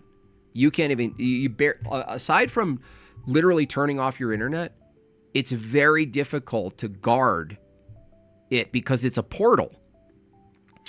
So with the invention of the radio, television, and the internet, a great deal more was permitted to enter through the house through these portals, a direct portal. And we're in a time frame where a lot of our jobs, including mine, the irony's not lost on me, are dependent on the portal existing and being open. So you have this open portal, but you have all of this pragmatic effect of the open portal. You can sell things, you can buy things easily, your life gets easier, you can figure out solutions to problems easier. Right, there's a big advantage to it. But what comes with that advantage is that a lot of other things sneak in through the opening. You open the door. Holy cow! See, this is one right here. Massive super chat from India. Permitted through the portal, but don't worry. Trust me, it's not lost on me that the advantage of being able to be funded or be able to do talks or debates and all this stuff is amazing, but it's not lost on me that it's still an open portal. So, for this reason, the standards for what can and cannot be brought into the home would apply to what's permitted on TV. Now, think about it. When you get a bunch of families not too far long ago, right, still in the 80s, even in the peak of the introduction of post-sexual liberation, the peak materialism that the 80s were, you still have this fundamental protection of the home. Even if you sneak off and participate in degeneracy out there, you want to come home to this holistic, decent feeling that's around you, like the church. That's a pure space to be, right? That's the purest space to be in, is your home. And this guarded against the crap on TV, because in order to make it through into your home, you had to pass a test. You had to pass a decency test to get into the home, whether it was radio or TV. People like Larry Flynt, who really should have been thrown into the ocean. These big public fights, right, under the guise of liberty and free speech, right? Basically foundational principles of all the feather pen people, or at least entailments of their principles. You do this big fight. No, we want free. We want the freedom for smut to invade the public square and the home. Rah, rah, rah. Let's listen to this stroked out guy in a wheelchair who's an absolute pervert, who, by the way, was Marilyn's uncle or something like that. Shout out to Marilyn. And so I'm not very surprised by any of this degeneracy, because once you put down the guard of the home and the standards for what's allowed in the home, what's permitted in the home, and what's not, if those standards are broken, your society will reflect its brokenness too. And that's where we're at. And that's why the home is such an important feature. A lot of the arguments for traditionalism against the globalist view, against the progressive view, the commies, the Marxists, is a correct description of the home, that the home, the family, is the foundation of society. And it's true. It's the foundation of society. But I didn't quite think about this aspect of what else is true about the family being the foundation of society. In regards to decency, it's also the foundation of decency because it is the barometer. It does the litmus test for what's okay in society. And once we said it's okay to let smut out there and under the guise of free speech and classical liberalism and the First Amendment and all this stuff, by all means, let the market be flooded with indecency. And that was a way of voting, basically. The home was before a way of voting. They couldn't sell you anything unless they sold it through the lens of a decency lens, where, okay, you can sneak in advertisements in your X-Files, right? You can go to commercials. Here's the deal. You can sell us stuff in our home. We'll let you into our home to sell us stuff, so long as you participate in our value system. That's like letting someone in, right? There's a vacuum salesman, or you don't know what he's selling, right? It could be disgusting things in a suitcase, right? The deal is, I'll let you into my home, right, if what you're giving me and and the way you're behaving is appropriate to my home. But the internet changed that, right? And progressivism changed that. Secularism changed that for everybody. Under the guise of free speech and free expression, which a lot of right-wing retards actually affirm, you get this streamline indecency into the home. You let it into your home. And then you're made up of a society of people who let things into their home. Now, if you let something into your home, how are you going to argue against it being in society? If you've already let the barrier down and you let it into your home, how could you possibly LARP and go, we got to shut this down in society out there? It's terrible out there. And you're like, is it in your home? Yeah, but that's my home. That's private. It's like, no, you can't have both. You can't LARP about the state of the world outside your home if you have the walls down to let everything in your home. And I'm seeing this. I don't know if you guys witness this with your own life, but you guys, maybe many of you have neighbors. Maybe many of you are lucky enough to live on a standalone house with a fence, and you don't actually, in your experience, have neighbors necessarily. But you witness this with other people and their kids. Like, you can't be certain what another person lets in their home. So when your kid makes a friend, it wasn't always the case. There was a time where at least, bad things happened, bad people existed, degeneracy existed. But for the most part, you'd have a peace of mind that most people didn't let indecency in their home. So that, like, if you were to let your kid hang out with another kid at their house, you weren't wondering whether the house is filled with witchcraft or something like this, right? Like, there was just like an unspoken standard for what constitutes a decent home, right? That was basic, right? The worst would be like a lot of alcohol and cigarette smoking or something like that. Now it's like, what's in another home is horrifying. What's in another home is horrifying. And you go, oh, they allowed in their home. And then your kid is over there and they're inside of a home that allows all of the stuff in their home. And there you have it. That's the beginning of the end of it. Right? So that's why, vampire rules is very much so. Yeah. This is why this is so important, and why orthodoxy actually gives you access to mitigation. Now, it's not easy by any means, but it's simple. The simplicity of seeing your household as the little church is powerful, very powerful. And if you look at other people and they don't see their household as the little church, as an extension of the church, that's also powerful, as an opposition. And we're in the minority now, Our cross to bear as Orthodox Christians is very apparent in this era, because we're up against the iconography of Satan everywhere. That's why I'm so drawn into iconography, because the battle of what comes in the home and what is allowed in the home and what's allowed out of the home is a battle of imagery. It's a battle of concepts that are expressed through images, moving images, single stationary images. I don't want to get into an animation debate, but it's a battle of iconography. That's the real battle in the West. If you think about it from this perspective of indecency, regaining the helm of decency in the world from the home out into the world, what we're dealing with is the rapid transmission of evil iconography. It's everywhere. Everywhere. Inverted iconography, perverse icons, everywhere. Human beings, standing, walking, perverse icons.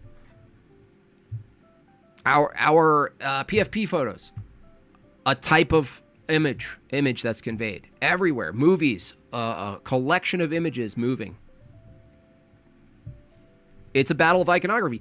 Iconography is the thing that's going to actually save the West. Iconography is the thing that's going to transform the West into a holy nation. Because think about it, what else would it be? Like, yeah, there's the force argument. That's necessary. But that doesn't actually transform the person. Force doesn't actually transform the world into beauty. It'll be utilized. You could use force to say you can't build a giant dildo building. I agree, you should use that. But that doesn't give you what to build. So as much as we try to silence the evils through the expression of imagery, and we should do that work, we have to actually fill the world with the imagery we want to see, and that's harder to do. That's very difficult. That takes time. And you can't just punch it out. You can't just do it. You can't just make it, a push button, right? You can't just necessarily just 3D print it. It has to incorporate the being. It has to incorporate the person and the sacrifice of the person to make beauty. There's no shortcut to beauty. But there is a shortcut to ugliness. And that's the big challenge for us, is that it's much easier to destroy beauty, traditions, and nation. It's much more easy to undermine the family. It's much more easy to pervert the church than to participate in it, than to build it, than to maintain it. A civilization can grow and build in beauty for 1,200 years, right? And it only takes a year to destroy it from the inside.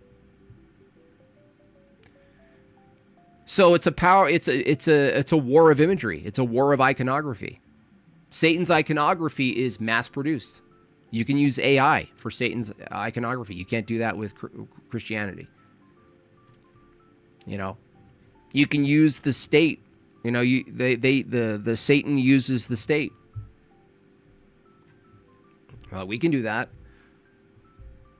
But this is why I'm so pumped about iconography, because not only is it personally altered me already, and I haven't been practicing it, like I just 1 week of it altered me, and now everything's very clear to me insofar as what the battle is. Yeah, it's been the battle of bad ideas, sure, that maintains. I'll still cheer for all my friends who debate in their different forums, their different respective sectors of debate.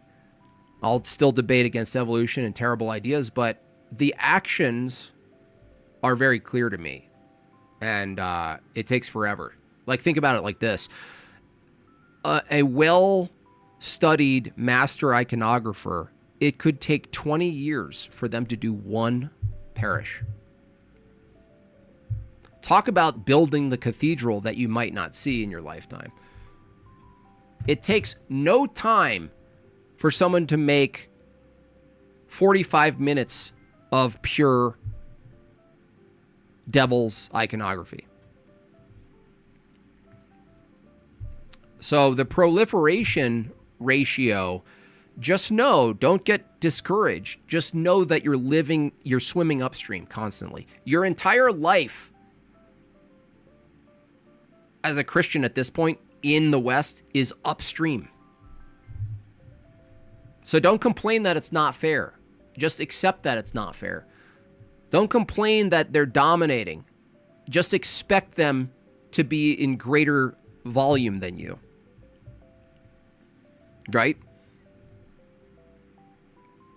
You have beauty, though. That's the thing. Whether you're a writer or if you're becoming an iconographer, God willing, I will. You're a musician. The thing you have on your side as a Christian is beauty. They don't have beauty.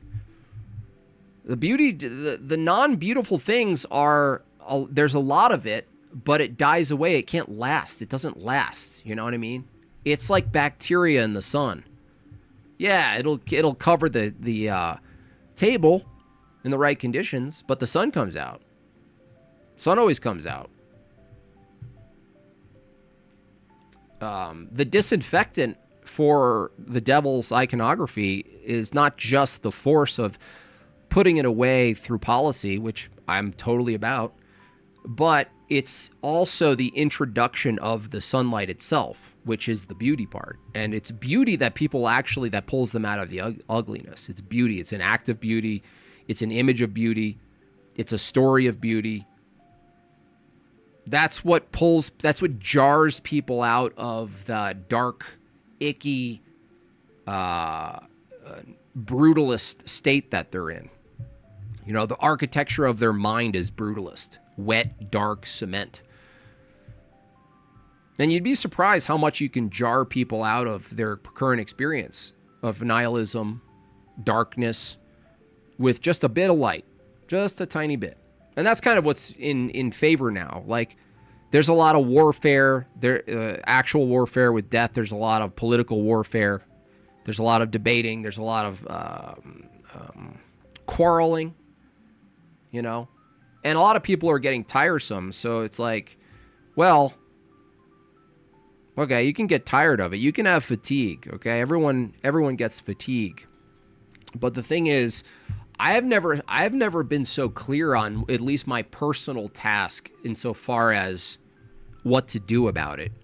You know, because you examine this stuff and you go, what should we do? We build our own colony, or what should we do? Let's start Bertaria. What do we do? Let's do a white-only island or something like this. It's like all of these things, even if you bought the land, you still need a fundamental metaphysic for the aesthetic, for the practice. What is it you're actually going to put in the space?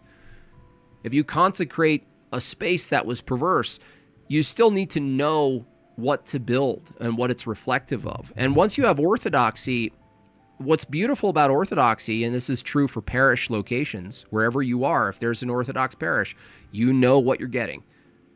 You know what you're getting. It could be in a desolate place, and you know what the liturgy is. Same goes for your application and your talents. If it's within the lens of orthodoxy, the question of what to make, what to do, isn't so hard to answer. Whereas if you're just a secularist or you're just out there floating about in the sea of content, you don't, what are you going to do? You do something, what?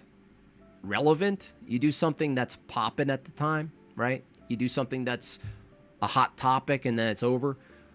Well, no, the relief and the beauty of orthodoxy is that just like no matter what parish you go to, you get orthodoxy. No matter where you are and what your talents are, through the lens of orthodoxy, it's very clear what you're doing. It's not a mystery insofar as what you're tasked and how to utilize it. You might have to explore it. You might have to get into it to refine it, but it's pretty clear. That gets me pretty pumped and inspired. I don't know if you guys can tell. Coming off of a week of iconography and another week of just investing and looking at it all, like watching all of it and learning techniques and stuff and looking at the world of it, my eyes aren't so big when I see this other stuff that I'm seeing. Like, I just don't, it's not, I'm like, what the hell is this crap? What the heck is this crap?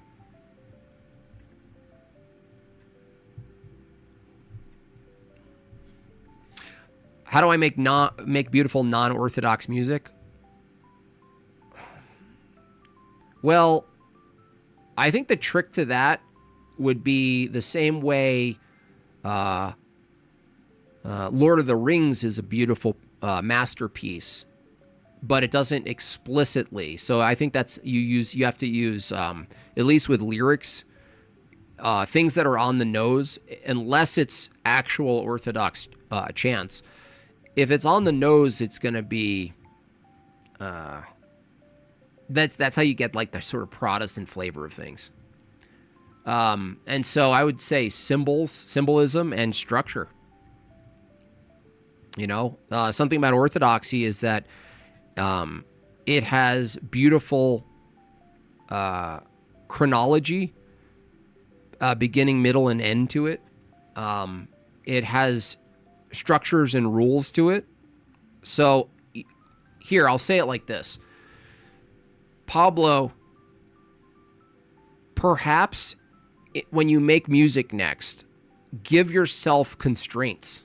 Work from constraints, not from liberties. I know that's abstract and you're going to have to sort that out yourself, but I think what I'm fundamentally saying does reduce it just to that.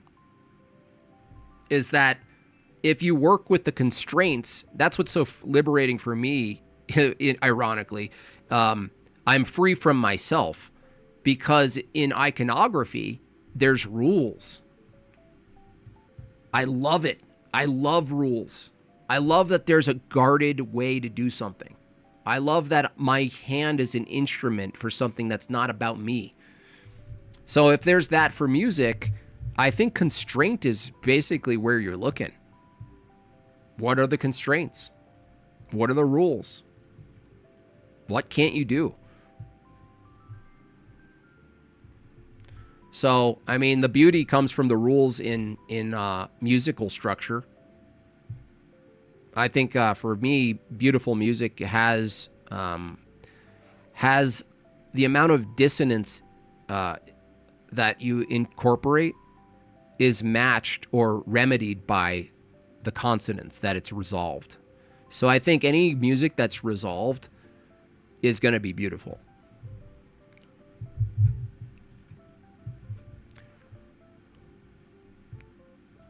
Who knew? You know, you grow up as an artist, a musician, a painter, whatever. You think liberation is no rules. It's bizarre. And that's what the world has taught us about society, that liberation is no rules. Classical liberalism. There's some rules, but like very, very basic rules, like don't take my stuff. But if you want to be disgusting in public, yeah, no, it's all beautiful, right? No, it's not. It's not beautiful. It's not beautiful. The liberation that the impulse of liberation for an artist, this goes for women too. This applies to women. They were sold that liberation is, they knew that their sex, particular sex, they knew that having a vagina and that the fact that a man wants that in any context, they knew their power was in a lot of ways, one, their body, one, their chastity, their purity, and their ability in the future to be a mother. That's super valuable. And what did feminism do? It actually sold women an inversion of liberation, because the real liberation is that you're free of the world and the calling to utilize your body and diminish it. You're free of that in Christianity. You're able to properly examine your body as a woman properly summarize what sex is in the lens of creation, and the lens of what marriage is through the experience of the church. And from that, you're liberated from the world. And they sold women liberation from the rules, from not the world. You're liberated from the outer worldliness. You're liberated from the transcendental beauty and aesthetics and form and function of what it is to be in a marriage and to have a family. You could be liberated from that, lady. Oh, what do I do? Oh, you just have a body count of 700 people. You know what? Hey, ladies, are you tired of being objectified by these terrible Christians? You know what you can do? You can objectify yourself. Ta-da! It's like, what a Faustian deal. And the same goes for the liberated artist. You're taught that the liberation, the Dadaism, the freedom to do Salvador Dali stuff, that's everywhere. That's in the home. That's in sex. That's in everything. In music. It's like, oh, the liberty is invert everything, and so there are no rules. Isn't that so liberating? It's like, no, the artist is liberated in the way they need to be liberated, which is they're tamed. The tamed artist who has discipline, they're truly liberated. The free person is not liberated. That's like God's special joke on humanity. Is that liberation, slavery is sold as liberation. How beautiful.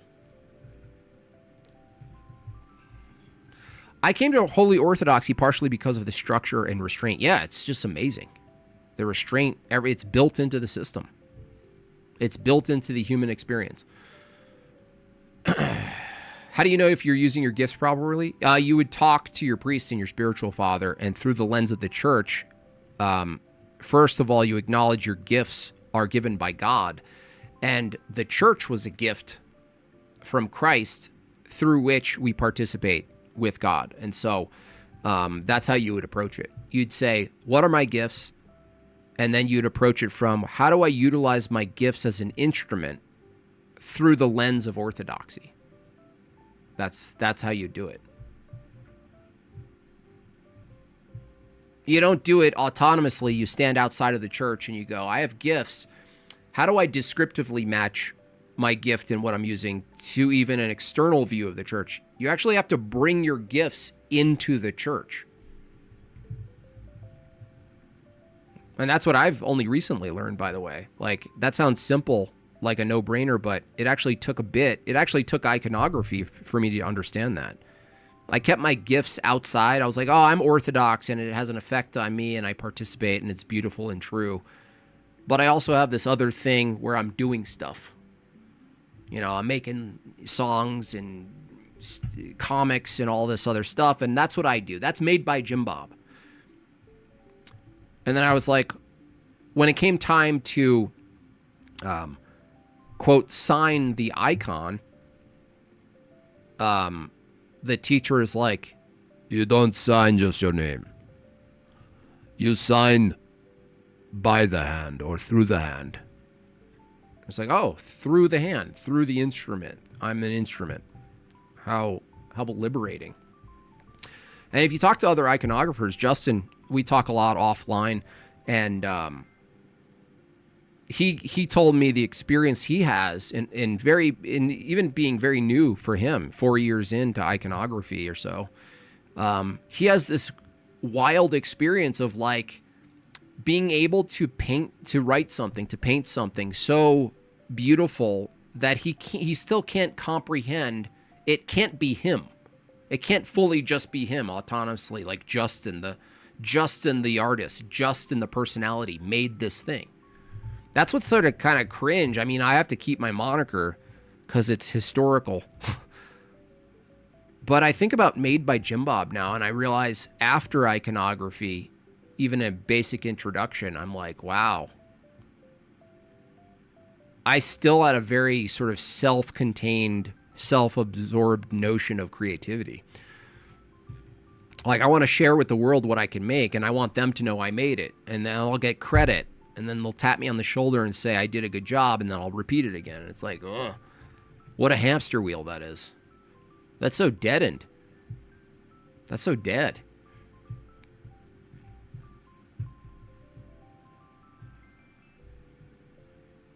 Some people reach that perspective with ayahuasca. Yeah, you could probably come to a perspective with ayahuasca, but ayahuasca has no metaphysics to it. So even if you granted, like, wow, that was like, in the grand scheme of things, was something what I think is demonic, could it produce an eye-opening thing that could lead you outside of it? Yeah, maybe. But the thing is, it doesn't have any metaphysics to it. Yeah, made through Jim Bob, exactly. Yeah. Or by the hand of Jim Bob. You know, that's what it would be. And then it made me think about my name, my given name, James. And why the whimsicality of Jim Bob has been fun through the lens of the church. I'm James. I'm my saint's name. And then you don't sign Jim Bob. None of my icons would say Jim Bob on them ever. James.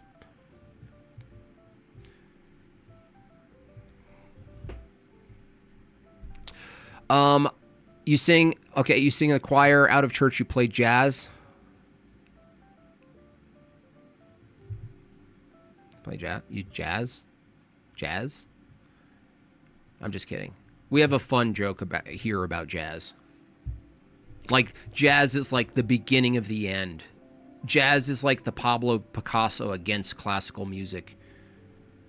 Jazz is like become white people's blues.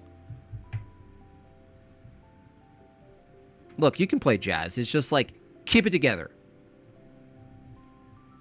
You know what I mean? Keep it ordered. Don't go too crazy. Calm down. Chill, dog. It's a good thing Jimi Hendrix passed away, because, you know, he would have been doing acid jazz right now. He would have taken his entire epic era that he was, and he'd be like, what's Jimi Hendrix up to? He's like, I think he's playing at this coffee shop. He's really old. Jazz is a gateway drug, yeah. I'm very skeptical. I got into jazz, though. I started with gypsy jazz. Like, when I finally wanted to learn some technical skill, I was like, I want to know how to do that. And I started learning it, and then I was like, there's something not full here. It's like a partial sentence. It's like, jazz is like saying a sentence, and you never really you never get the sense that you finish the sentence. Or even use the proper words. It's like slang. It's like jazz is a sentence with slang, and sometimes you don't need the punctuation. You're like, yeah. But then I was like, okay, that's what that is tied to something else. And then I found bluegrass, and bluegrass is a lot more whole.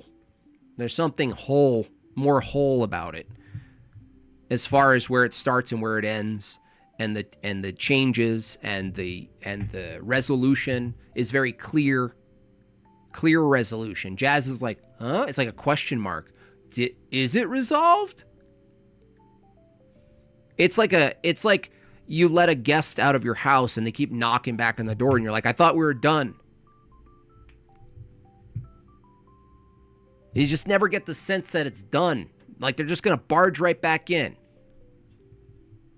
Whereas, like, bluegrass, folk, you know the ending. Oh, beautiful. Resolved. Thank you. I got some resolution here. Jazz is like, did you? Did you? Every sentence from jazz is a question mark. It's like, it stresses me out. It's like, come home. When are you going to come home? I don't want to. I'm one more dance on top of the train. Why don't you sit in the seats like everyone else? But I'm on the train. Chill, dude. It's like the Marty Leeds of music. Thanks for the entertainment and the thought-provoking content. Humble brag, but I got married. Glory to God, Sean. Beautiful. Have those babies. And obviously, Sean, convert to Eastern Orthodoxy on top of that. Please. Play more 13 suspended 4 chords. More chromatic climbing.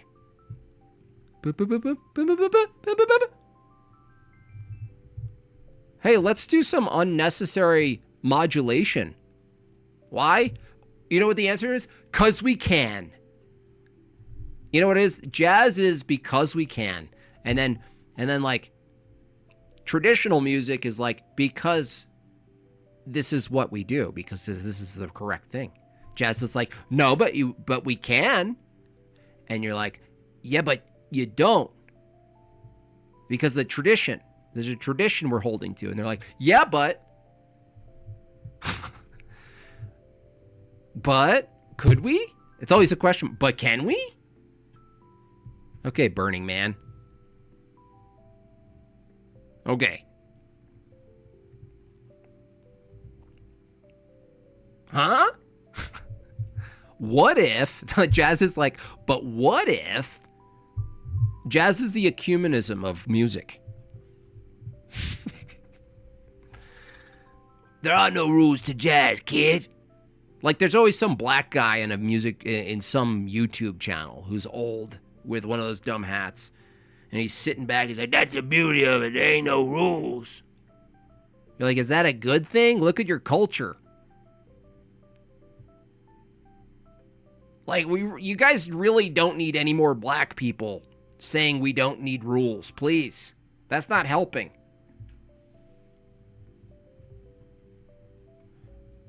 That's the beauty of it. All these white European folks coming up with this orchestra music and these symphonies. We gonna come and break that down for you. There ain't no rules in jazz. Beep-bop-a-loop-a-lop-a-lee-bee. Okay.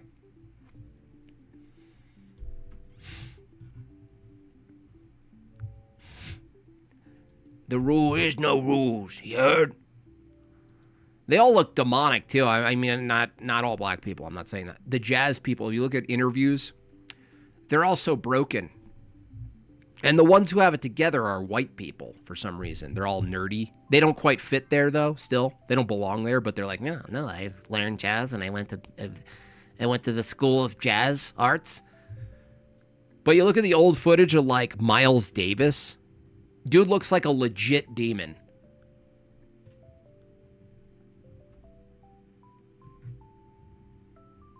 Like scary. Who's the chick who sang Cinnabon? I always thought Cinnabon should take Sinnerman and change it, and you know that driving bass, boom boom boom boom boom boom boom boom, Cinnabon. It's like 19 minutes long of just Cinnabon imagery. Nina Simone, yeah. These people are broken people. Broken. Dark. A lot of heroin, by the way, back in the jazz days. People don't even talk about that. A lot of drugs, a lot of heroin, a lot of philandering, a lot of prostitution. Just gross. The smell alone. Oh. Must have smelled like an elephant enclosure at these jazz clubs.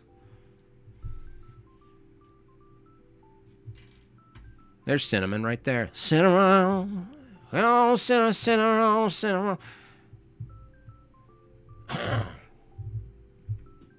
I blame Miles Davis. You see this guy, dude? You ever see his face? It's like some sort of gremlin. Looks like he popped out of the floorboards or something. Heroin makes jazz sound better. They probably believe that, dude. That's crazy. So you're not talking about stuff like Duke. Yeah, well, the big band stuff had more rules to it still, so it's more presentable. But still, it was a compass facing in a direction away from something, not towards something. So even the big band jazz stuff. Huge band, like really well orchestrated, good players, clean playing, well crafted composition, well executed composition. You say all of that, you go, yeah, great. But the thing is, you think about the compass, it's still pointing toward a liberal mindset about music, like a very like free, do anything, like you're on your way. It's like big band jazz, early big band jazz is like the Enlightenment, is like the classical liberal starting position that you still think everything's pretty much in order. You're like, oh no, this is good, we could do this. But then you look at the direction of the ship, and it's heading somewhere else. That's for sure. Do I like jazz? I mean, I like some jazz chords. You know? Here, I'll show you some jazz chords I like. Okay? Here, I'll show you some jazz chords that I like. Okay? I like these chords. See?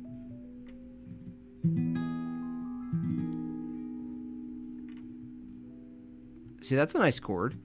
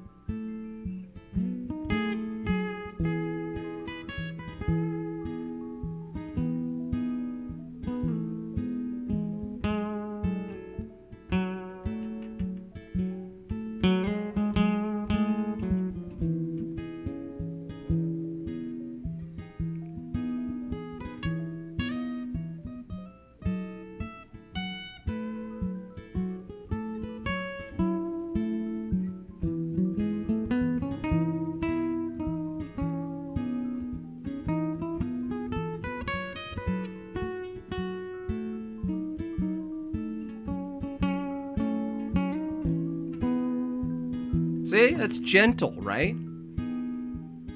Like you can take a walk down the street with this song and you don't have to stop in to some filthy, disgusting establishment.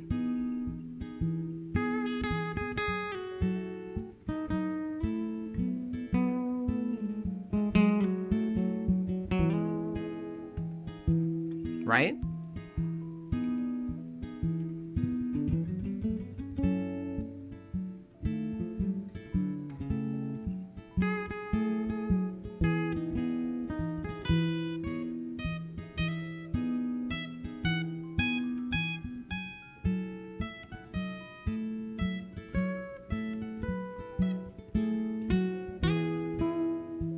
Right?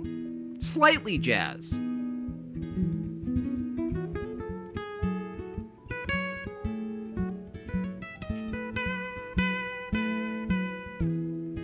Pretty, right? But then you get into the bebop-a-looba, laba-laba-daba, you know, tie off your arm and OD in an alley. Yeah, I like elevator music jazz. Exactly. That's what I'm talking about. You know, you can do jazz, you just have to make it white. You know? Just make it white. So whiten it up a little bit. We got to whiten up the mood.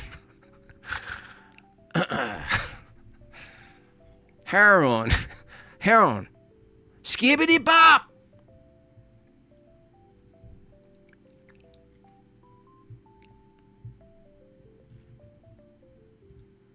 Yeah, just showing you good, nice, gentle, nice.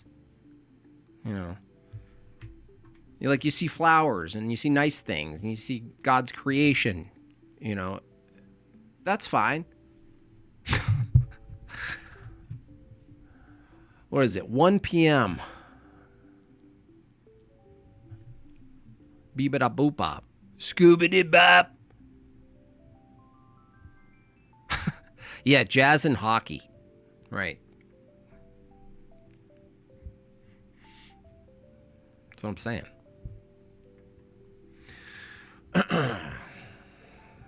That's a harder one, though. Someone asked about music, because to me it was very clear with iconography, it's like in the church tradition.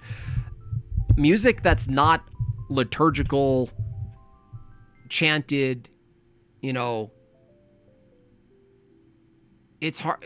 Honestly, the person Pablo, I think, that's actually, I hope I answered it okay. It's just that I think about it now, I'm like, that's actually a pretty difficult question. For something that's not built into the structure and practice of the church, like iconography, and music itself sits outside of it, but you need to tie it in. It's very difficult to figure out what that looks like without it being super cringe by that. You never want to risk being an Orthodox person making music and it lands like Protestant, like it's too on the nose. That's rough. I have this hot take that jazz wasn't initially black music. Interesting. That's interesting.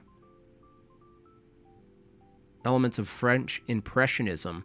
Well, I think you might be right, because I think the gypsy jazz people took blues progressions and then they made them with like the sus.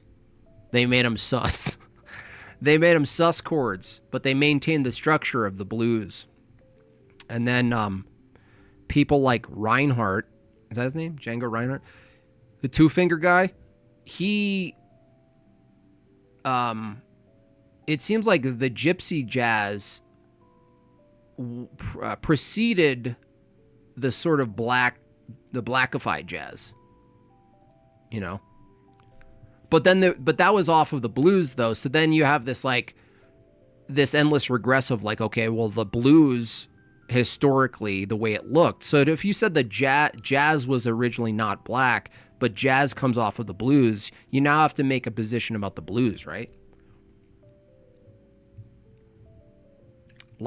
Do you then say, well, the blues is actually white people first, and then they blackified the blues? Saw from a priest, trash metal is better than evangelical music. That's true. I know someone at my church who I talked to him, and that first moment you meet people, it initially comes up, but pretty much immediately. Well, how did you find Orthodoxy? He found it from a metal band.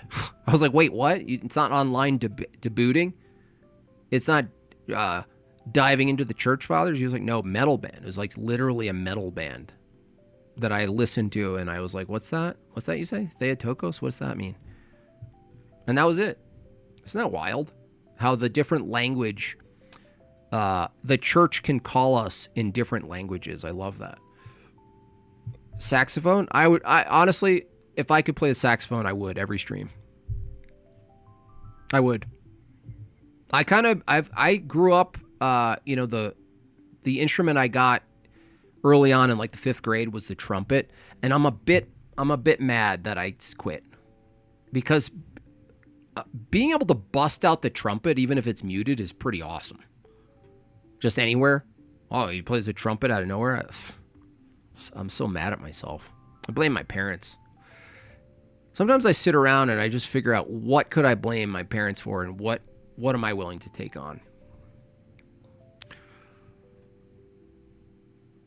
I'm also not sure that I buy jazz comes from the blues story. Early jazz reminds me more of ragtime.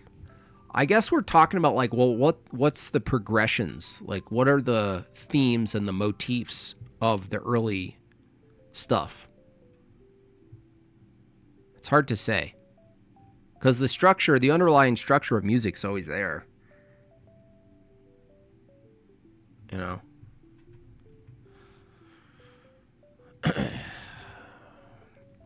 I found Orthodoxy through a punk magazine called Death to the World when looking for punk rock music to share with my son. See, this is so wild and beautiful. I love that. That's just so cool to me, honestly. I just think that's so cool. Hello, uh-oh, we're getting hello trolled. Here we go. Here we go. Everyone get your hellos out. This is hello listeners thing here. He comes in, he says hello, the entire chat gets derailed, everyone says hello in some sort of like weird hypnotic thing that nobody can break it out.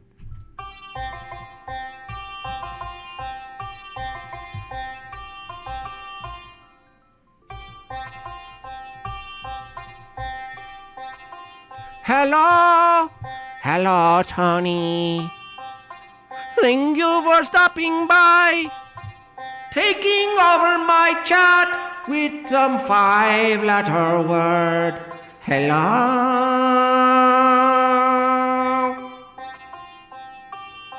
Hello.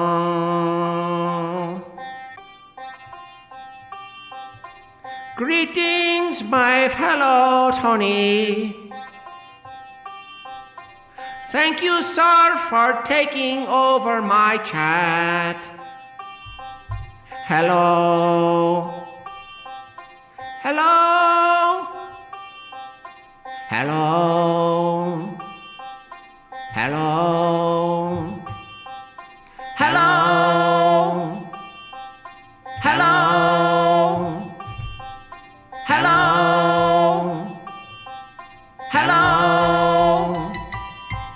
Hello. Hello.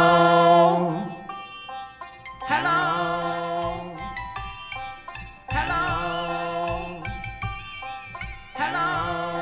Hello. Hello. Hello. Hello.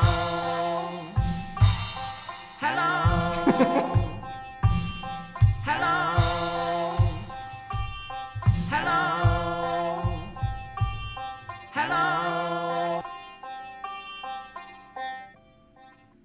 Okay, well, that happened. There's that. You guys thought I was going to use all my new tools to make really